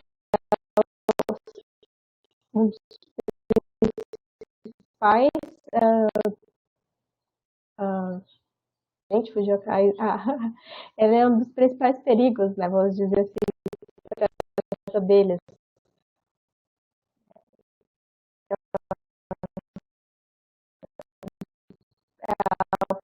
Uma das principais causas de perda de diversidade. E está extremamente atrelado à pecuária e à agricultura, de certa forma. Então, a agricultura também, né, se a gente tiver outras maneiras de fazer agricultura que não é essa intensiva, a agroecologia pode ser um caminho, então a gente também está contribuindo para a preservação. Aí eu vou fazer tem um comentário aqui, daí eu volto para a pergunta. A Silvia, ela diz, muito bom o debate. Sugiro deixar plantas espontâneas na horta. Observo ao amanhecer, as abelhas vão nas flores de dente de leão. Serralha, primeiramente, elas vão nas nativas, depois nas convencionais. E é bem isso mesmo, Silvia, tipo, o seu comentário, né? A gente tem vários estudos mostrando que essas flores, que a erva daninha, né, que vai prejudicar a horta, vai prejudicar outras coisas, na verdade, elas alimentam os polinizadores e alimentam e atraem também os insetos que são benéficos, né, que vão ser controles de praga. Então, é exatamente isso, assim, eu sempre brinco, deixa o mato crescer em qualquer lugar que vai ter comida para vários animais. E aí a gente tem uma pergunta... Eu posso fazer um comentário, Paty, só desse comentário da Silvia?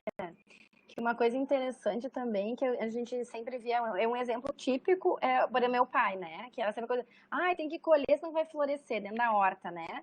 Isso aqui vai florescer, ou isso aqui é praga, né? E aí, depois que ele também se apaixonou pelo mundo das abelhas sem ferrão, e começou a dizer que, pai, mas as abelhas adoram a flor de salsa. Sim, presta atenção. E aí eles começaram, ele é um exemplo, né, mas a gente vê várias pessoas fazendo isso já, que começam a deixar algumas dessas plantas irem, né, não é colhe tudo, não, mas deixar florescer justamente para a alimentação das abelhas também, né? Então, como muda esse olhar, né? Aquela planta que era uma erva daninha, não, na verdade as abelhas gostam da flor, então ela é vista já como outros olhos, muda, né? O conceito de praga, né? As pessoas, mas ela não é tão praga assim. Então, é uma coisa bem interessante isso. Ótimo comentário, Letícia.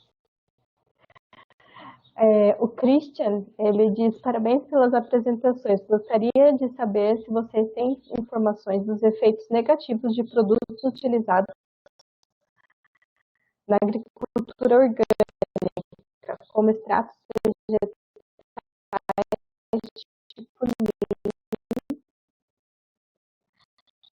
que também são utilizados para o controle de insetos, mas que, embora sejam orgânicos, têm efeitos sobre as populações. Obrigada.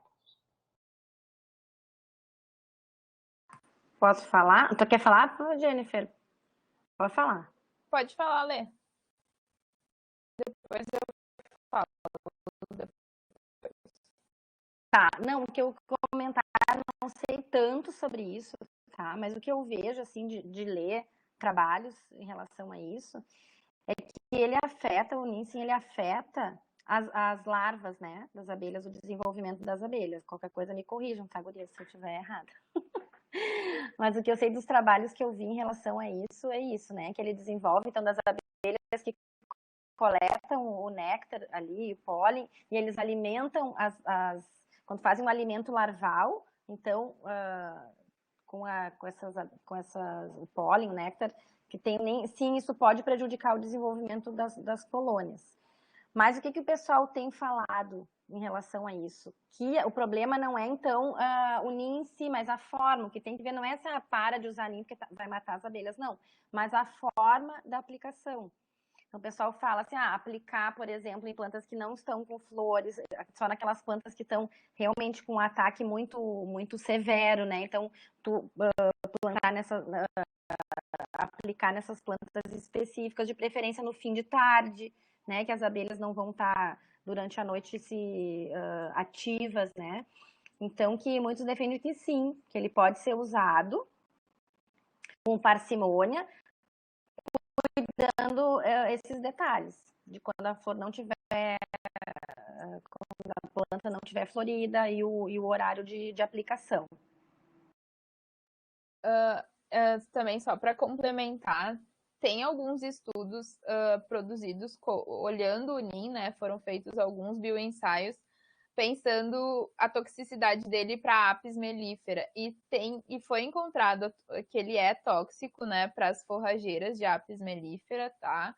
Só que esses ensaios eles fazem mais ou menos uns 10 anos, não tem tanto uma reformulação e olhar para esses ensaios, né? Então a gente realmente precisa trazer essas questões de olhar os produtos que são utilizados dentro da agricultura orgânica, também se eles não vão afetar as abelhas, né? É necessário, realmente é uma lacuna de estudos que a gente tem hoje quando a gente pensa avaliação de risco, é olhar para esses outros produtos que são considerados, né, para um uso dentro da agricultura orgânica.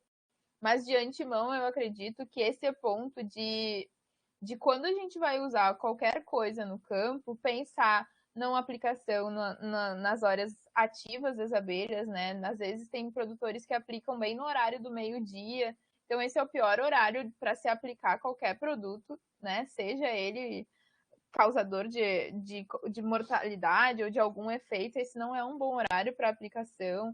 Então, sempre se a gente conseguir aplicar mais para o fim de tarde, não aplicar no período de floração, sabemos que tem algumas pragas, né, que às vezes acontecem no período de floração, mas sempre olhando isso. Mas há uma lacuna de estudos de fato, e isso é uma demanda bastante dos produtores, dos agricultores, da agroecologia em si, para a própria academia, que a gente possa olhar para esses produtos e também entender se eles são causadores ou não de algum efeito para as abelhas. Tem alguns estudos que demonstraram que sim, o NIM pode ter um efeito tóxico para as forrageiras, né, para as adultas no campo mesmo, e dependendo desse modo de aplicação, né, se for olhar o óleo e tudo mais, dependendo do tipo de aplicação, pode vir a causar também efeito nas forrageiras para além dos imaturos. Mas eu acho que é dentro dessa ideia. Então, até ia complementar, né, que são poucos os estudos do NIM, né, e tem preocupação também de se plantar o NIM, não só se aplicar, né, o óleo de NIM.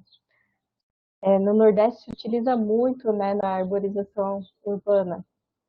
E também eu cheguei a ler um trabalho, esses tempos que eu estava pensando sobre o NIM, que variou muito o efeito também, com a época do ano, com a espécie, com a colônia. A gente tem que lembrar que as abelhas, elas não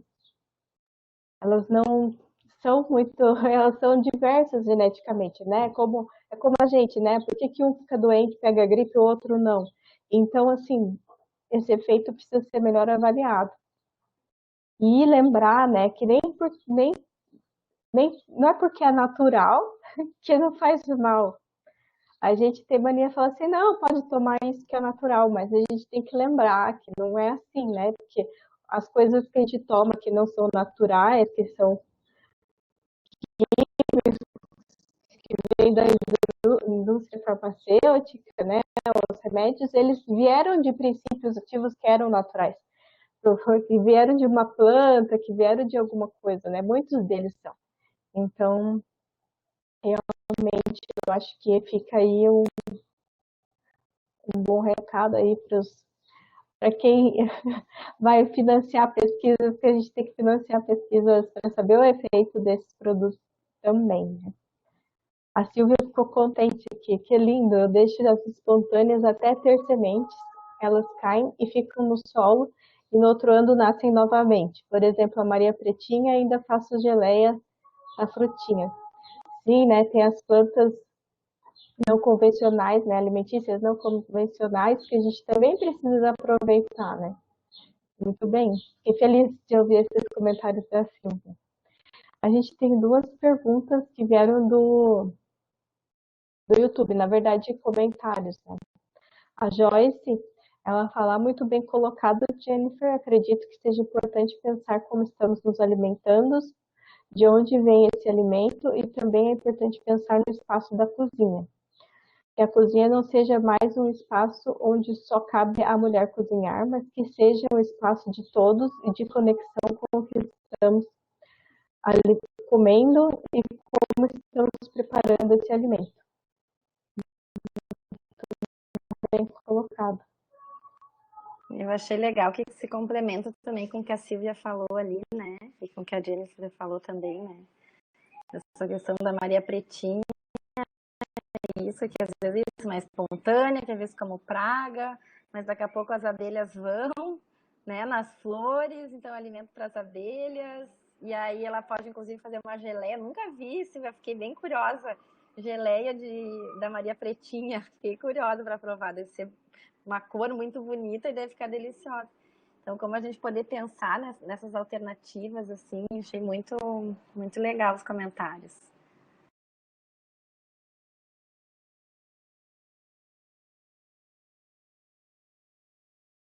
Tu tá mutada. Tá fechado. Desculpa, gente.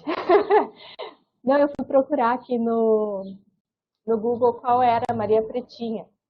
E é a Solano americano. E a Solano, as solanáceas, né? As abelhas que polinizam. Eu adoro, né? Porque quem me conhece aqui sabe a louca das abelhas da vibração. E a Solano, ela precisa de polinização por vibração. Então, são as abelhas que vibram nessas flores. Então, provavelmente, nessa sua Maria Pretinha aí, deve ir um monte daquelas abelhas coloridas, a Líquide, que a gente não consegue ainda criar, mas que elas fazem ninho em vários lugares, né? Na madeira, no chão, são solitárias. E aí as amelíponas, né? Fazem isso também, gostam, visitam.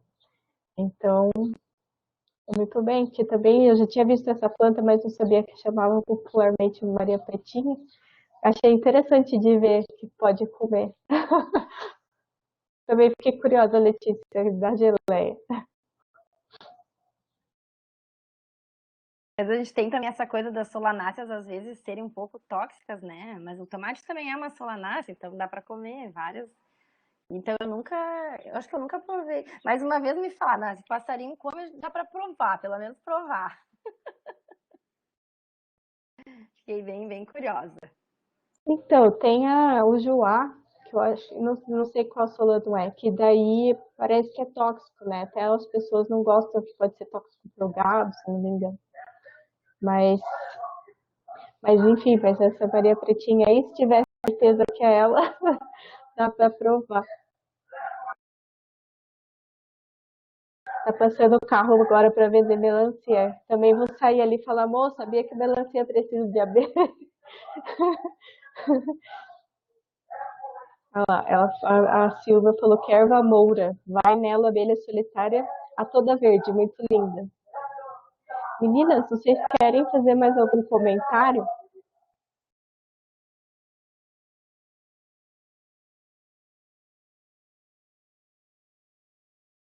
Não, eu acho que a gente está chegando pertinho do fim, né? Não sei se não tem mais uma pergunta. Ah, o Leandro colocou ali. Como se os frutos e as folhas da Maria Pretinha. Olha só que legal. Essa eu não conhecia, Leandro. Leandro também super craque nas punks, né, Leandro? Que bom. É ótimo. Mas se não tiver mais nenhuma pergunta, assim, não sei, eu já queria aproveitar e agradecer só de novo, né? Toda essa oportunidade, essa discussão super rica, né? Que a gente possa ter também mais momentos como esse, né? Tão super importante isso. Eu acho, concordo plenamente de cada vez mais a gente criar esses espaços, né, de troca, de discussão, de reflexão, né? Eu acho que a Marina, quando traz a proposta de olhar para a legislação com um novo pensar, é que a gente não tome essa legislação como algo duro e que está distante da gente, como se a gente não pudesse influenciar, né? Então, eu penso que cada vez mais, quando a gente consegue desmistificar e tornar as coisas mais acessíveis, né? E sair da academia, sair daquele linguajar, fazer mais divulgação, trabalhar com mais extensão.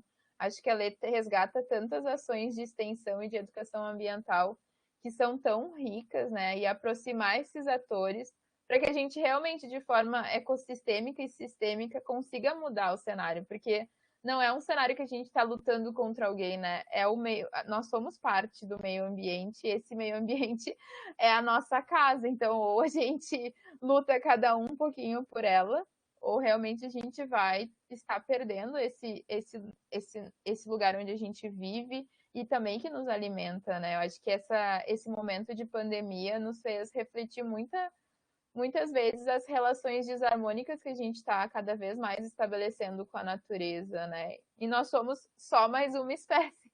Então, daqui a pouco a nossa espécie extinta vai justificar as outras, né? Então, a gente precisa cada vez mais pensar as nossas ações, né? O quanto a gente destina um tempo para fazer, para comer.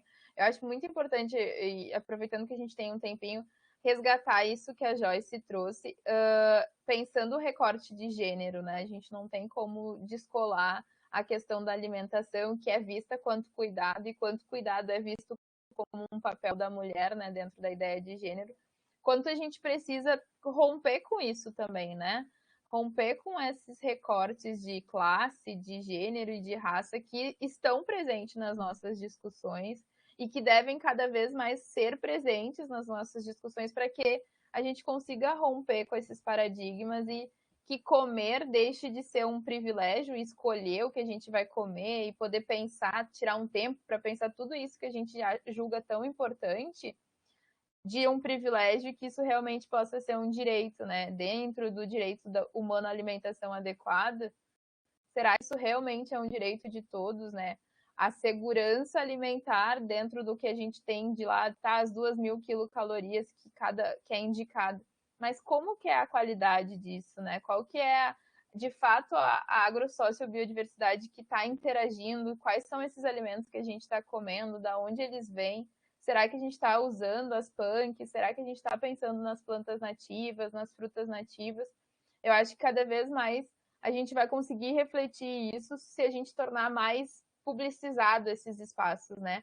Abrir mais espaços para discutir e entender que sim, existem recortes de classe, de gênero e de raça quando a gente fala sobre alimentação, quando a gente fala sobre direitos humanos, né?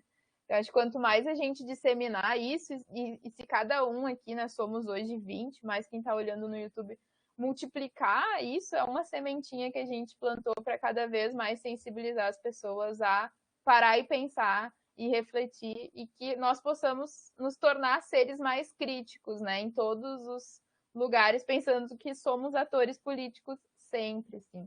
Eu tenho tentado discutir muito isso em todos os lugares que eu vou. A Lê é professora também, todos somos professores, educadores formais ou não formais. Eu acho que é a nossa responsabilidade cada vez mais multiplicar e fomentar essa discussão. Então, eu queria agradecer mais uma vez pelo convite, pela presença, pela parceria. Gurias, eu fico muito feliz em compor um grupo que eu já trabalhei junto, né? Um dia estar aqui do lado da minha co-orientadora, então acho que a gente transforma essas relações da academia em amizades e amizades de luta também, onde a gente precisa lutar por muitas coisas atualmente. Muito obrigada. Muito bom. O Leandro fala que, né, precisamos pensar no alfabetismo botânico. Com certeza, sim. Né? Eu acho que eu vou fazer um pequeno fechamento, assim, que, lembrando, né, que nós perdemos a diversidade da nossa cidade. Eu não sei vocês, mas eu, quando eu nasci, tinha minha avó ainda, as casas tinham quintal, se tinha fruta em casa, né? Minha avó nunca comprou, o que vocês chamam de bergamota, né? Sou paulista, a gente chama de mexerica. Ela nunca comprou mexerica, bergamota, laranja, sempre tinha em casa. Tipo, tudo tinha em casa, né? E a gente foi perdendo isso porque foi se urbanizando, foi se trocando a terra, né? O solo é um fator muito, uma coisa que a gente precisa pensar também, é na saúde do solo, né? Então a gente foi perdendo a nossa biodiversidade nas cidades, se tornando vertical e perdendo contato com a natureza, né? Tipo, se tinha galinha no quintal de casa, então eu também comprava ovo. Então, assim, a gente foi perdendo essa conexão. As crianças de hoje em dia, às vezes, nem conseguem conectar o frango que ela está comendo com a galinha. Acham que são duas coisas diferentes e ficam chocadas quando descobrem que estão comendo um animal. Então, a gente precisa resgatar essa relação, porque a gente está vivendo um mundo muito louco de que a gente tem que trabalhar, ganhar dinheiro, e a gente não tem tempo de pensar na nossa saúde, no que a gente come. A gente vai ficar à mercê do que tem no supermercado. E a gente precisa sair disso, né? Mudar um pouco. Não sei como, mas assim, a gente vai ter que mudar aos pouquinhos. Eu sei que para muita gente é difícil, né? Mudar isso, porque tá dentro do sistema, depende do salário, depende daquelas milhões de horas de trabalho. Então, desgastante, né? Se a gente for pensar nas grandes cidades, que as pessoas demoram 2, 3 horas para se deslocar até o trabalho, realmente essas pessoas não têm como pensar em se alimentar melhor. Ela vai se alimentar o que for mais fácil e o que for mais barato. E, na verdade, o que é mais barato não é o processado que está lá no supermercado, né? São os nossos vegetais que a gente poderia ter em casa. Então, eu acho que a mensagem dessa mesa, assim, né, além de destacar o papel das abelhas, da polinização, o problema dos agrotóxicos para a nossa alimentação, para o meio ambiente, para a saúde em geral, né, para a saúde do planeta, eu acho que é isso. A gente tem que repensar os nossos hábitos, nosso modo de vida. Eu sei que é difícil, eu sei que a gente está numa vida louca que às vezes a gente esquece, né? Tipo, eu mesma, as 2 últimas semanas, antes eu estava fazendo minha comida, se alimentando super bem. As 2 últimas semanas ficaram tão corridas que eu comecei a comer um monte do que tinha, assim.